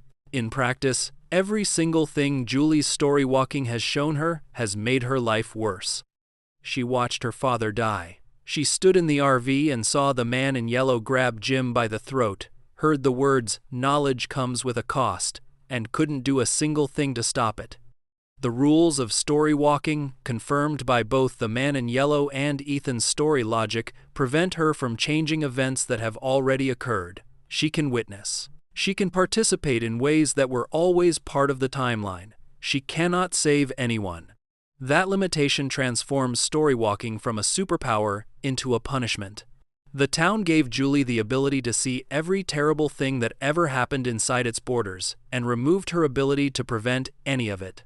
She can watch the massacre. She can watch Miranda die. She can watch every cycle end in violence, and know exactly what's coming for her own generation, without being able to alter the outcome. Hope without agency is the cruelest thing the town could offer, and it fits perfectly with the established rule that the forest feeds on hope. Give Julie just enough power to believe she can make a difference, then make sure she can't, and feed on the gap between what she sees and what she's allowed to do about it. 50. The creatures aren't equal. There's a hierarchy, and each one holds a different rank. Fans who tracked the creatures' behavior across 4 seasons notice something that casual viewers tend to miss. The monsters don't act identically. Some lead, some follow. Some speak while others stay silent. And the way they position themselves during group scenes follows a consistent pattern that looks less like a random mob and more like a formation with assigned roles. Smiley stands at the front of every gathering. When the creatures surrounded Fatima's birthing sac in the tunnels, Smiley occupied the center position after his rebirth, as if reclaiming a seat that had been left empty. The cowboy creature, introduced in Season 3 as a visual successor to Smiley during his temporary death, adopted a leadership posture in Smiley's absence and dropped back into a subordinate role the moment Smiley returned. The granny creature operates independently more often than the others, approaching houses alone and engaging in longer psychological manipulation sequences, which suggests she holds authority to act without group coordination. The teenage boy creature behaves differently from all of them. He taunts, he waves, he asks Julie if she recognizes him. His behavior carries a playfulness the other creatures don't display, as if his role in the hierarchy isn't enforcer or hunter, but something closer to recruiter or scout, testing residents for reactions rather than trying to kill them. If the creatures operate as a structured organization rather than a pack, then understanding the hierarchy might reveal weaknesses the residents haven't considered. Killing a foot soldier accomplishes nothing because the town rebuilds it. Killing the creature at the top of the chain, if that's even possible, might disrupt the entire structure in ways the town can't recover from. 51.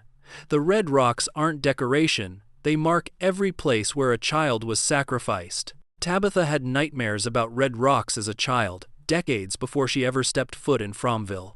She dreamed of them arranged in patterns around dark spaces, standing upright like markers in a graveyard that nobody else could see. Miranda painted them obsessively in her art before arriving in the town. And when the abandoned settlement appeared in Season 3, the same red rock formations showed up around its perimeter, arranged in positions that matched Tabitha's childhood visions almost exactly. If the red rocks mark sacrificial sites, then the Ankui children weren't all killed in one location. The slabs in the tunnels beneath Colony House might be one site among several, scattered across the forest and possibly extending beyond the town's visible borders. Each cluster of red rocks could represent a different group of children, killed at a different point in the cycle, with the rocks serving as both tombstones and power nodes that anchor the town's supernatural infrastructure to the physical ground. Tabitha dreaming about them before she arrived means the rocks aren't just local landmarks. They transmit across lifetimes, broadcasting their locations to the people who need to find them, whether those people are ready to understand what they're looking at or not. 52. The man in yellow isn't a person or a monster. He's the original entity that made the deal. Fatima's words in the Season 3 finale carry a specific pronoun that most viewers absorbed without stopping to examine it. She told Ellis that the creatures sacrificed their children because it promised them they would live forever. Not he, not a name, it. Whatever offered the parents immortality in exchange for their children's lives operated outside the category of human identity, and the show chose its language carefully enough that the distinction matters. The man in yellow walks in daylight when no creature can. He shapeshifts into Sophia when no creature has ever demonstrated that ability. He killed Jim with a casual confidence that suggested he could have done it at any point across 3 seasons and simply chose not to until the timing suited him. He controlled the radio from Season 1. He orchestrated the massacre through Christopher's generation. He drips his blood into sleeping men's drinks and treats the entire town like a game he designed and referees simultaneously. None of that behavior fits a former human who gained power through the bargain. All of it fits something that existed before the bargain, something that approached the original parents with an offer it had made before in other places and other times, something that collects human suffering the way a farmer collects harvest. The man in yellow might wear a human shape the same way Sophia wears a human shape, not because he was ever human, but because a human face makes the offer easier to accept. 53. Bakta, the bus driver, knows more than a bus driver should. Bakta drove the Grand Rapids runner bus that crashed into Fromville carrying roughly 20 new residents, and from the moment he stepped off that bus, something about him didn't sit right with a small but vocal corner of the fan community. He took that shift on a whim, a phrase he used casually that nobody pressed him on. Bus drivers don't take cross-country shifts on whims. Routes get assigned, schedules get posted. Bakta's explanation for being behind the wheel of that specific bus on that specific day dissolves the moment you push on it. Since arriving, Bakta settled into the diner role after Tian Chen's death with an ease that felt less like adaptation and more like resuming a position he already understood. His interactions with Jade carry an unusual emotional depth for 2 people who met inside a nightmare, a trauma bonding that accelerated faster than the show typically allows between characters without shared history.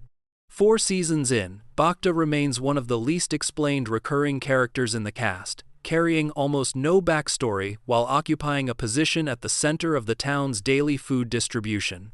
The person who controls the food controls the hope, and the person who controls the hope feeds the forest. 54. The Lake of Tears is the River Acheron, and the man in yellow is Charon. Greek mythology placed 5 rivers between the world of the living and the world of the dead. The River Acheron, also called the River of Woe, served as the border that souls needed to cross to reach the underworld. Charon, the ferryman, stood at its banks and decided who could pass and who couldn't. Souls who hadn't been properly buried or who couldn't pay the toll were condemned to wander the shore for eternity, trapped between life and death with no way forward and no way back. Fromville mirrors that geography with uncomfortable precision. The residents exist in a space between the real world and something else, unable to leave, unable to die permanently in some cases, wandering a landscape that functions like a waiting room with teeth. Ethan's Lake of Tears sits at the edge of the town's known territory, guarded by something dangerous, with the implied promise that crossing it leads somewhere the residents can't currently reach. If the lake is Acheron, then the man in yellow occupies Charon's role, standing between the residents and whatever exists on the other side, deciding through his own logic who moves forward and who stays trapped. Ethan's one drawing of a fishbowl with a spider and trapped figures evokes the same imagery, a sealed container sitting at the edge of a threshold, with a gatekeeper inside who has no intention of opening the door. The ferryman doesn't want passengers, he wants the shore to stay crowded. 55. The teenage creature who waved at Julie in Season 1 already met a future version of her. Season 1, Episode 2 contains a moment that felt throwaway at the time and now might be one of the most carefully planted seeds in the entire series. Julie, fresh in Fromville, stands near Colony House when one of the creatures approaches, not aggressively, not with the predatory intent the other monsters display. This one, a teenage boy in casual clothing, waves at her and says something that landed as a taunt. "Julie, don't you recognize me?" At the time, the line read as standard creature behavior, using a resident's name to unsettle them and test whether the emotional reaction would lead to a mistake. 3 seasons later, with Julie confirmed as a Storywalker who can move through the town's history, the line reads completely differently. If Julie storywalks into the town's past at some point in the future, she might encounter this creature before it became a creature, back when it was still a human resident living through a previous cycle. She might interact with it, help it, or simply cross paths with it in a way that leaves an impression. Centuries later, that former human, now transformed into an immortal monster, sees Julie arrive in the present timeline and recognizes the woman it met long ago. The wave isn't a taunt. It's recognition. The creature is genuinely asking whether Julie remembers their meeting, a meeting that from Julie's perspective hasn't happened yet. That single line in Episode 2 might be the earliest evidence the show planted for Julie's story-walking ability, hidden 3 full seasons before the reveal, waiting for the audience to loop back and hear it differently. 56. The granny creature was once a town matriarch, possibly a past version of Donna. Most of the creatures blend into the pack. They smile, they hunt, they stand outside windows in groups and take turns whispering names. The granny creature doesn't operate that way. She approaches houses alone, engages in extended psychological conversations, and displays a familiarity with the residents that goes beyond the standard name and memory trick the other creatures use. Her behavior in Season 1, when she stood outside a window and murmured, "Don't you recognize me, dear?" carried a warmth that felt rehearsed across lifetimes, as if she'd said those words to dozens of people in dozens of cycles, and the habit had calcified into something automatic. If every creature was once a human parent who sacrificed their child, then the granny creature was once a specific person with a specific role in the town's social structure. Her independence from the pack, her psychological sophistication, and her instinct to lead conversations rather than follow suggest she held authority when she was alive. A matriarch, a community leader, someone the other residents trusted and listened to. Donna runs Colony House with that exact profile. She arrived, took charge, earned loyalty, and built a community around her personality. If the cycle repeats, and every cycle produces a Donna, then the granny creature might be what Donna looks like 300 years after the town finishes with her. Same role, same instincts, same doorside manner, just wearing a different face and a permanent smile. 57. Fromville is a parallel dimensional version of Camden, Maine. Camden keeps showing up in places it shouldn't. Miranda lived there before arriving in Fromville. Her bottle tree art installations stand in Camden. Tabitha woke up in a Camden hospital after the boy in white pushed her from the lighthouse. Victor's father Henry spent 40 years living alone in Camden, grieving a family the town swallowed. Every thread that connects Fromville to the outside world runs through the same small coastal town in Maine, and the consistency of that connection stopped feeling like coincidence around Season 2. Under this theory, Fromville isn't located in an unknown void or a pocket dimension floating between realities. It sits directly underneath Camden, or beside it, or layered on top of it in a dimensional fold that places the two locations in the same physical space, separated by something the show hasn't named yet. The lighthouse exists in both. The bottle tree exists in both. Miranda's art exists in both. Tabitha escaped from one and landed in the other, which works geographically if the two places share the same coordinates and differ only in which layer of reality you're standing on. That would explain why the fallen tree pulls cars from highways across America. The roads don't lead to Camden, they lead through Camden, and the fallen tree is a crack in the barrier between dimensions that funnels travelers from the surface layer down into the layer underneath. Fromville isn't somewhere else. It's right here, hidden beneath a real town, separated by nothing more than a fallen tree and whatever force keeps the two versions from collapsing into each other. 58. Reality inside Fromville is being rewritten in real time and nobody is noticing. Season 4, Episode 4 contained a detail so small that most viewers missed it entirely. Boyd's wedding ring changed, not disappeared, not removed and replaced. The ring itself looked different between scenes, as if the object had been swapped while nobody was watching, including Boyd. Fans who freeze-framed the episode confirmed the visual discrepancy, and the show never acknowledged it through dialogue, which means either the production team made a continuity error or the change was intentional and the characters aren't supposed to notice. If the town can rewrite physical objects in real time without the residents detecting the shift, then nothing inside Fromville can be trusted as stable. The buildings might rearrange between cycles. The forest might reconfigure its paths overnight. Details the residents take for granted, the diner's layout, the number of houses on the street, the contents of the clinic, could shift incrementally without anyone registering the change because the town edits their perception alongside the edit itself. Victor's observation that the trees moved 4 inches closer lands differently under this framework. He noticed because he's been there long enough for the accumulated changes to exceed whatever threshold the town's perception filter maintains.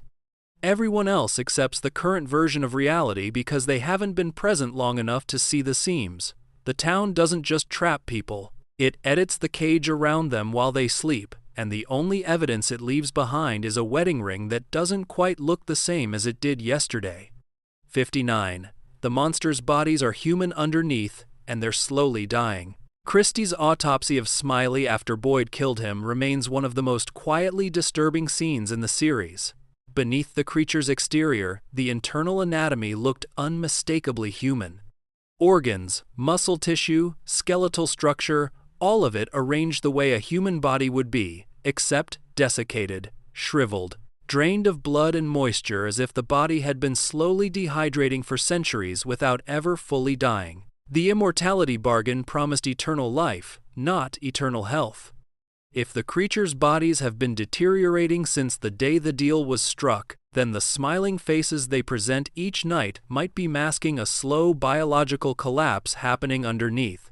They don't eat in any way the show has depicted. They don't drink. They torture and kill, but the show has never shown them consuming human flesh or blood for sustenance the way traditional predators would. That raises a possibility the fan community keeps circling back to. The creatures might be dying.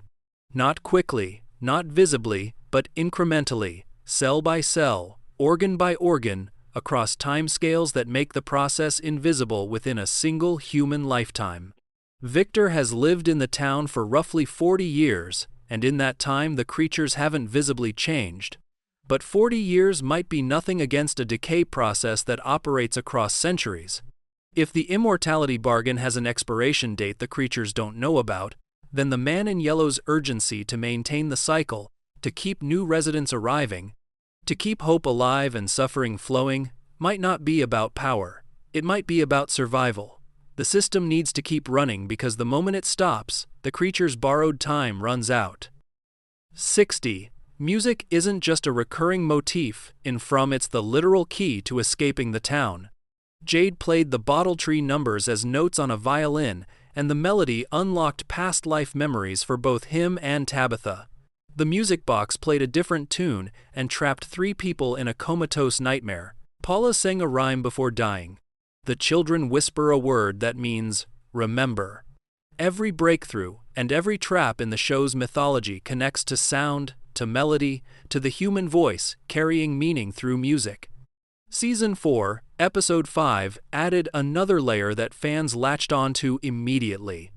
Jade's safe word during his mushroom vision was Capricorn, which in astrological and mythological tradition connects to Pan, the Greek god of nature, wilderness, and most specifically, music. Pan's instrument was the syrinx, a set of pipes made from reeds, and the sound of those pipes could induce panic in mortals or calm in gods, depending on how they were played. The word panic itself derives from Pan, music as both weapon and salvation, depending on intent and execution. If the show's endgame requires playing a specific piece of music in a specific location, then Jade's role becomes the most important in the entire cast. Not Tabitha, the reincarnated mother. Not Julie the Storywalker. Not Boyd the leader. Jade, the man carrying Christopher's soul and Christopher's musical knowledge, might be the one person capable of performing whatever composition breaks the seal, frees the children, and collapses the system the man in yellow built. The bottle tree numbers were a song. The music box was a song. The children's dying words were a lullaby. Every piece of music in the show connects to a transition between states, between life and death, between memory and forgetting, between captivity and freedom. If the final scene of the series involves someone playing an instrument, the show will have spent 5 seasons telling the audience exactly how the story ends and hiding the answer inside melodies they heard 100 times without listening closely enough. 61. The cicadas keep showing up because the music box monster isn't actually dead. Boyd smashed the music box in Season 2 to free Julie, Randall, and Marielle from their comas. The box broke. The 3 victims woke up. Problem solved. Except the cicadas that have been tied to the music box monster since its first appearance didn't stop showing up. They returned in Season 3, Episode 3, buzzing around Randall with the same intensity they carried before Boyd destroyed anything. If destroying the box killed the entity inside it, the cicadas should have stopped. They didn't. That persistence suggests the music box was a container, not the creature itself. Smashing it freed the entity from one physical form without actually killing it. The thing that put 3 people in comas, chained their consciousness in the dungeon, and nearly drained their bodies to death is still active inside Fromville. It just doesn't have a box anymore. Where it went is the question nobody has answered. Ghost Abby started appearing to Boyd almost immediately after the box was destroyed. The Scarecrow dolls operate outside normal creature rules. Something new keeps manifesting in the town's ecosystem, and the cicadas keep humming every time it does, marking each emergence the way they marked Smiley's death and rebirth. The music box monster didn't die, it moved. 62. Henry Kavanaugh is the man in yellow wearing a grieving father's skin. This theory sat near the top of Reddit's fringe boards for most of Season 3, and only grew louder when Henry arrived in person.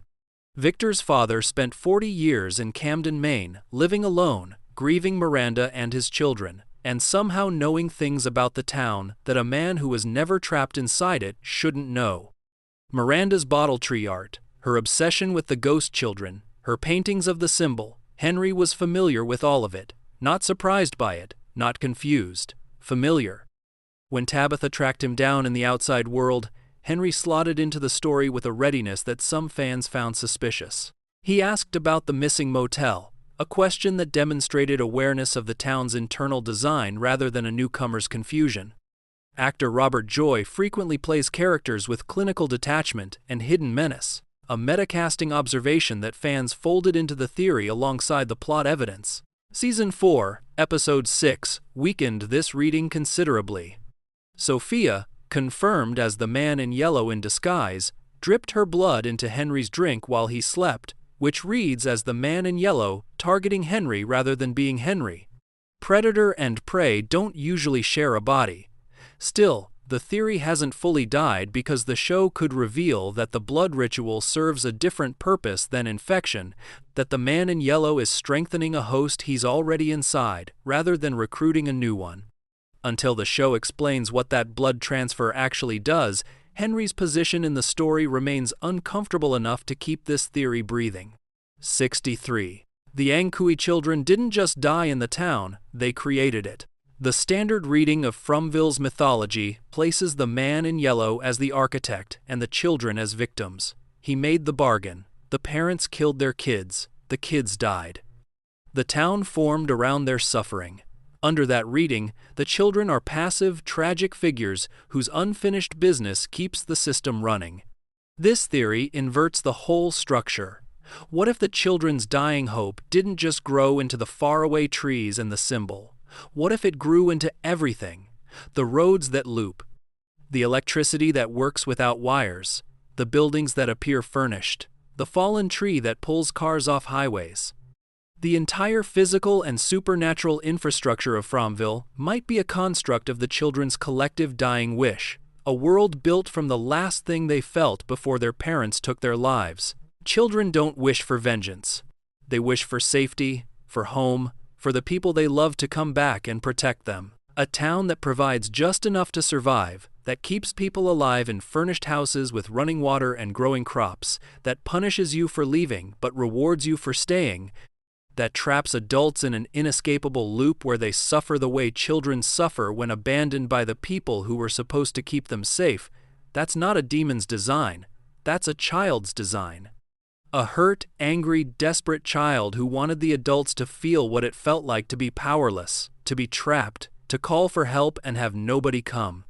The children didn't create a prison. They created what they thought a home should be, filtered through the trauma of betrayal, and the result is a place that looks like comfort and functions like punishment. 64. Fred.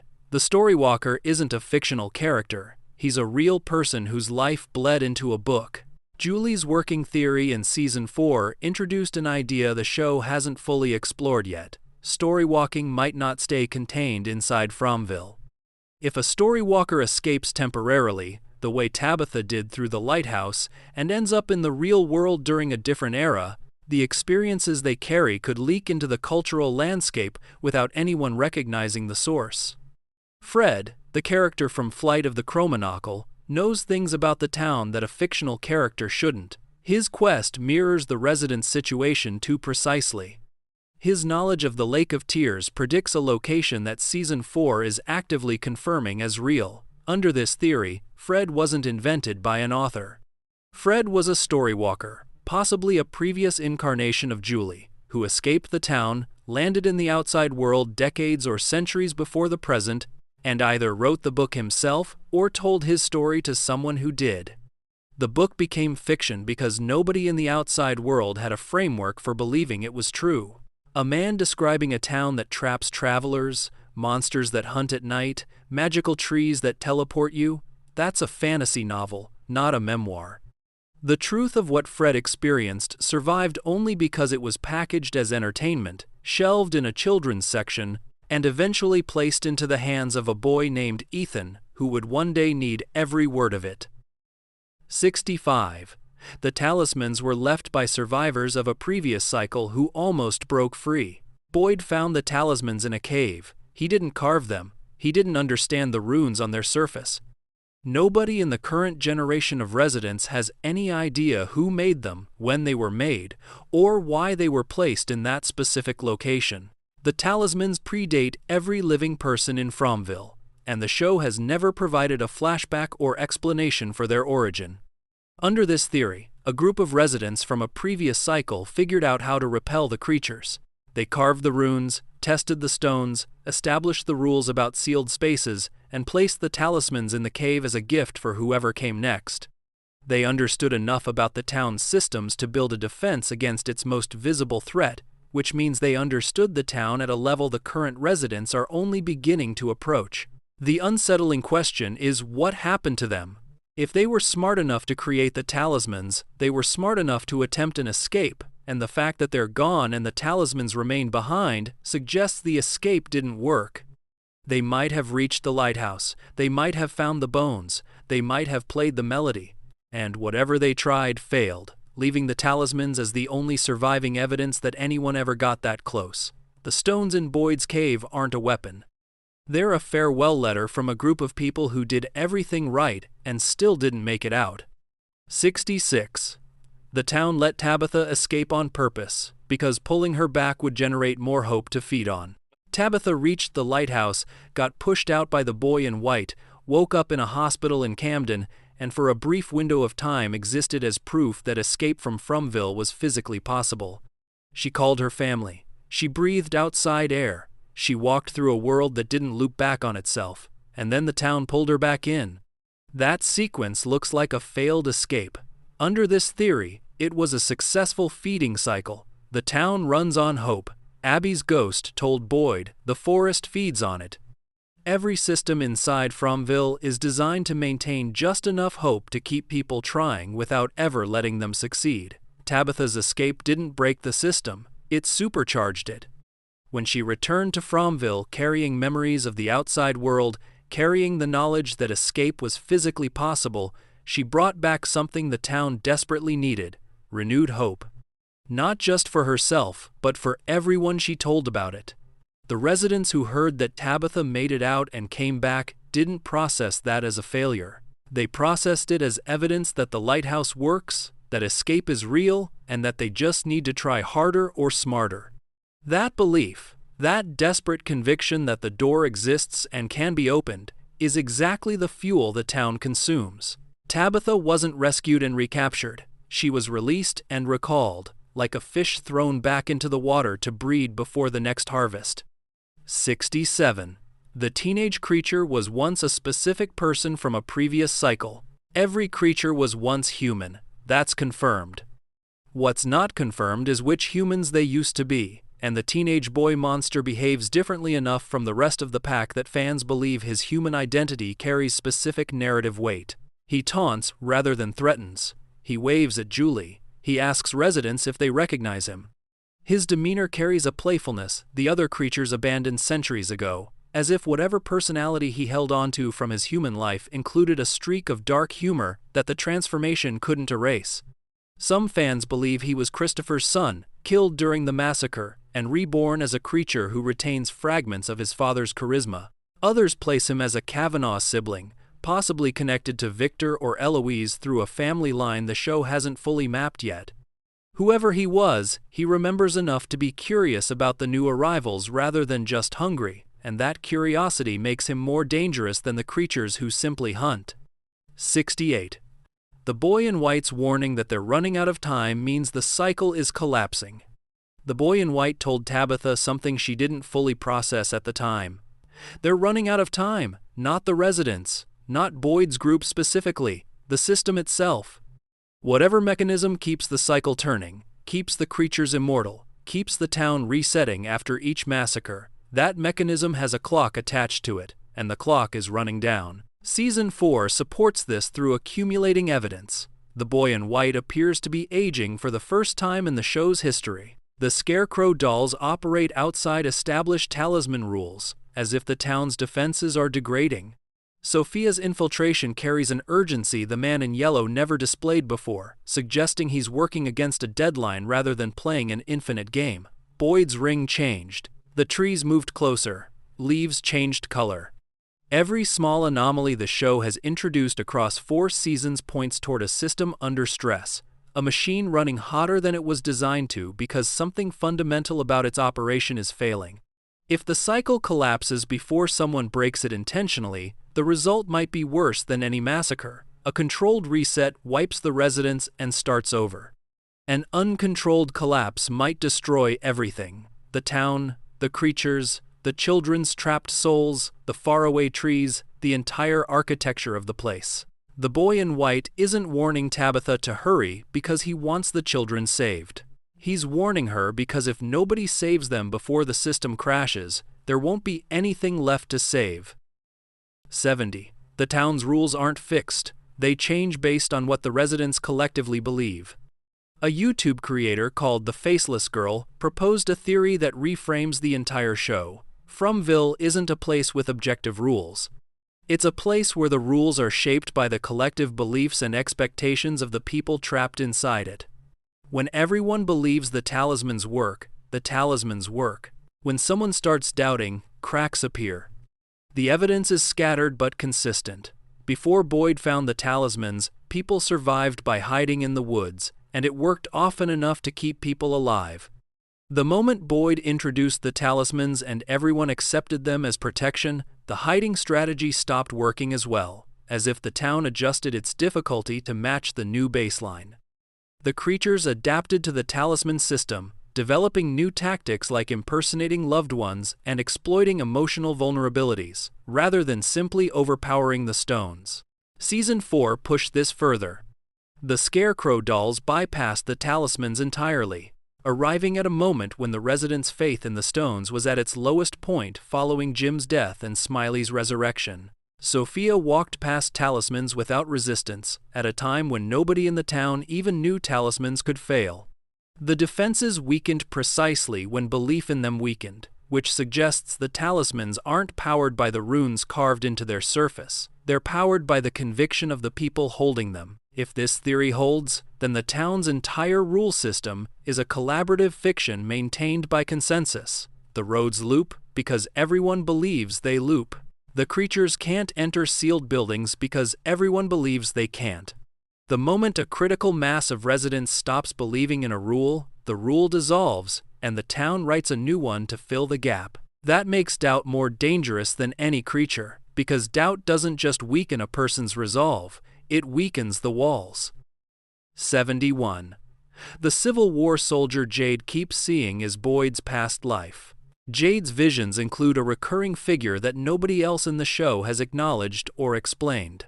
A Civil War-era soldier, dressed in period-accurate clothing, drinking blood from human skulls in a scene that looks less like a hallucination and more like a memory being projected into the wrong person's mind. The show placed this vision in the 1860s based on the uniform and context, which confirms the town's cycle stretches back at least that far.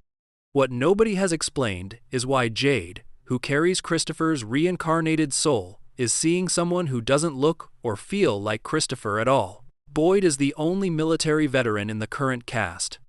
His career spanned roughly 30 years, and his entire identity is built around service, command, and the psychological toll of leading people through situations where not everyone comes home. A Civil War soldier carrying those same burdens in the 1860s, trapped in the same town, drinking blood from skulls as his sanity collapsed under the weight of what the town demanded from him. That sounds less like a random figure from the past and more like Boyd's soul wearing a different body in a different century. If the reincarnation cycle extends beyond Tabitha and Jade, then Boyd has been here before.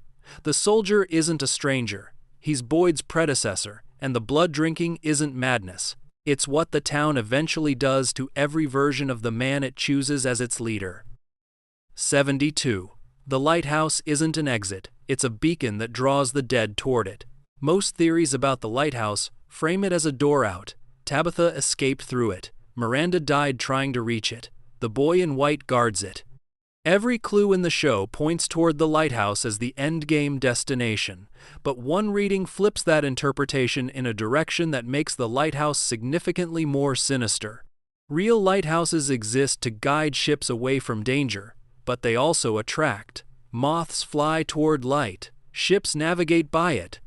And in folklore stretching across dozens of coastal cultures, lights on the shore are associated with luring the dead, guiding spirits toward a gathering point where they can be counted, collected, or consumed. The Ankui children are dead, their souls remain trapped. The boy in white pushed Tabitha out of the lighthouse rather than letting her walk through it naturally, which might mean the lighthouse wasn't designed for the living at all. Under this reading, the lighthouse draws dead souls inward rather than sending living people outward. Tabitha survived because the boy in white intervened, ejecting her from a system that wasn't built for someone with a pulse. Miranda died near it because the lighthouse accepted her. The dates on the wall might not mark cycle resets. They might mark arrivals, a count of every soul the lighthouse has collected since the first child was sacrificed and the light was turned on. The lighthouse isn't showing people the way out, it's calling in the dead, and anyone alive who reaches it uninvited is standing in a doorway meant for someone else entirely. 73. The man in yellow is what Ethan Matthews becomes. Ethan wears yellow, not occasionally, not as a background detail, but consistently enough across 4 seasons that costume departments don't do it by accident. His clothing carries the same color palette as the man in yellow's stained suit, scaled down to a child's wardrobe and softened into something that reads as innocent rather than menacing. Beyond wardrobe, Ethan understands the town at a level that no child should. His Lake of Tears story predicted a real location. His Flight of the Cromenockle references contain survival instructions that match the town's actual mechanics. His conversations with Victor carry an ease that suggests shared experience rather than newly formed friendship. Sarah's voices told her to kill Ethan specifically, not Julie, not Jim, not any other member of the Matthews family. The voices targeted the child, and the show framed that targeting as the town trying to eliminate a threat rather than punish a family. If Ethan is the man in yellow's origin point, then Sarah's voices weren't telling her to commit murder. They were telling her to prevent the man in yellow from being created. Kill the child now, and the entity never exists. Spare the child, and eventually, across enough cycles and enough accumulated trauma, the boy who told stories about lakes and monsters becomes the monster who sits at the center of the lake. The man in yellow's behavior supports this more than it should. He treats the town like a story he already knows the ending to. He references past events with the familiarity of someone who lived through them rather than observed them. His line about knowledge coming with a cost sounds less like a villain's threat and more like something a person says when they've watched the same lesson destroy people over and over again across centuries. Ethan's instinctive understanding of the town's narrative rules might not be a child's intuition. It might be the earliest stage of a consciousness that will eventually grow into the intelligence running the entire system, looking back at its own childhood from the far side of an unimaginable amount of time. 74. The monsters stay immortal only as long as the children's souls remain trapped. The immortality bargain has a condition the show hasn't stated explicitly, but the evidence keeps pointing toward. The parents sacrificed their children and received eternal life. The children's souls remain trapped in the tunnels, bound to the roots, pouring hope into the faraway trees and the symbol. If that entrapment is what sustains the bargain, then freeing the children's souls would void the contract and strip the creatures of the only thing keeping them alive. Season 4 strengthened this reading by confirming the bones sit beneath Colony House. Boyd found the red door. Jade's visions keep dragging him underground toward the burial site. Tabitha and Miranda were both driven toward the children by visions that felt like instructions rather than hauntings. Every cycle, the reincarnated saviors get closer to the bones. Every cycle, the man in yellow arranges a massacre before they can reach them. The monsters don't guard the tunnels because they sleep there. They guard the tunnels because the tunnels contain the only thing that can kill them permanently. Not worms, not bile, not fire, not violence. Freedom. If the children are released, the hope they poured into the roots dissipates, the faraway trees lose their power, the symbol fades, and the immortality that has kept those smiling faces walking through the forest for centuries simply stops. The creatures wouldn't die violently. They'd just finally be allowed to, and after centuries of existence without rest, without change, without anything resembling peace, that might be exactly what they've been waiting for someone to give them. 75. The symbol on the talismans is a Celtic or Norse rune designed to bind souls in place. Fan analysis of the talisman markings identified one recurring component as the Ingwaz rune from the Elder Futhark alphabet, connected to the Norse god Freyr and associated with fertility, harvest, and cyclical completion. That connection by itself links the talismans to the show's themes of crops, livestock, Fatima's pregnancy, and the repeating cycle of arrival and destruction. But a smaller group of fans pushed the analysis further and landed on something darker. Binding runes exist across both Norse and Celtic magical traditions. Unlike protective runes, which ward off external threats, binding runes lock something in place. They prevent movement, prevent escape, prevent a soul from transitioning between states.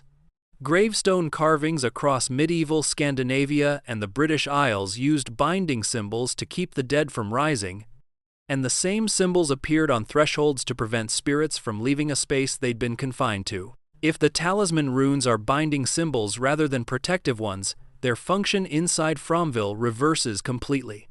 They don't keep the creatures out, they keep the children's souls in.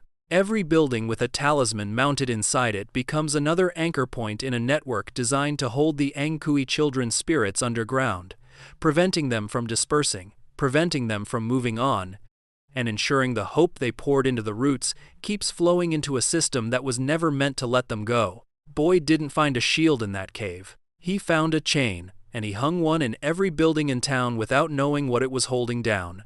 That's 75 from theories, and I guarantee at least a few of them are sitting in your head right now, connecting to things you noticed in the show but never put into words. If you enjoyed this, or if you're half asleep right now, either way, I appreciate you being here. Drop a comment with your favorite theory from this video, or one I didn't cover, and I might include it in a future one. Subscribe if you want to catch the next video, and share this with anyone you know who's into From. See you in the next one.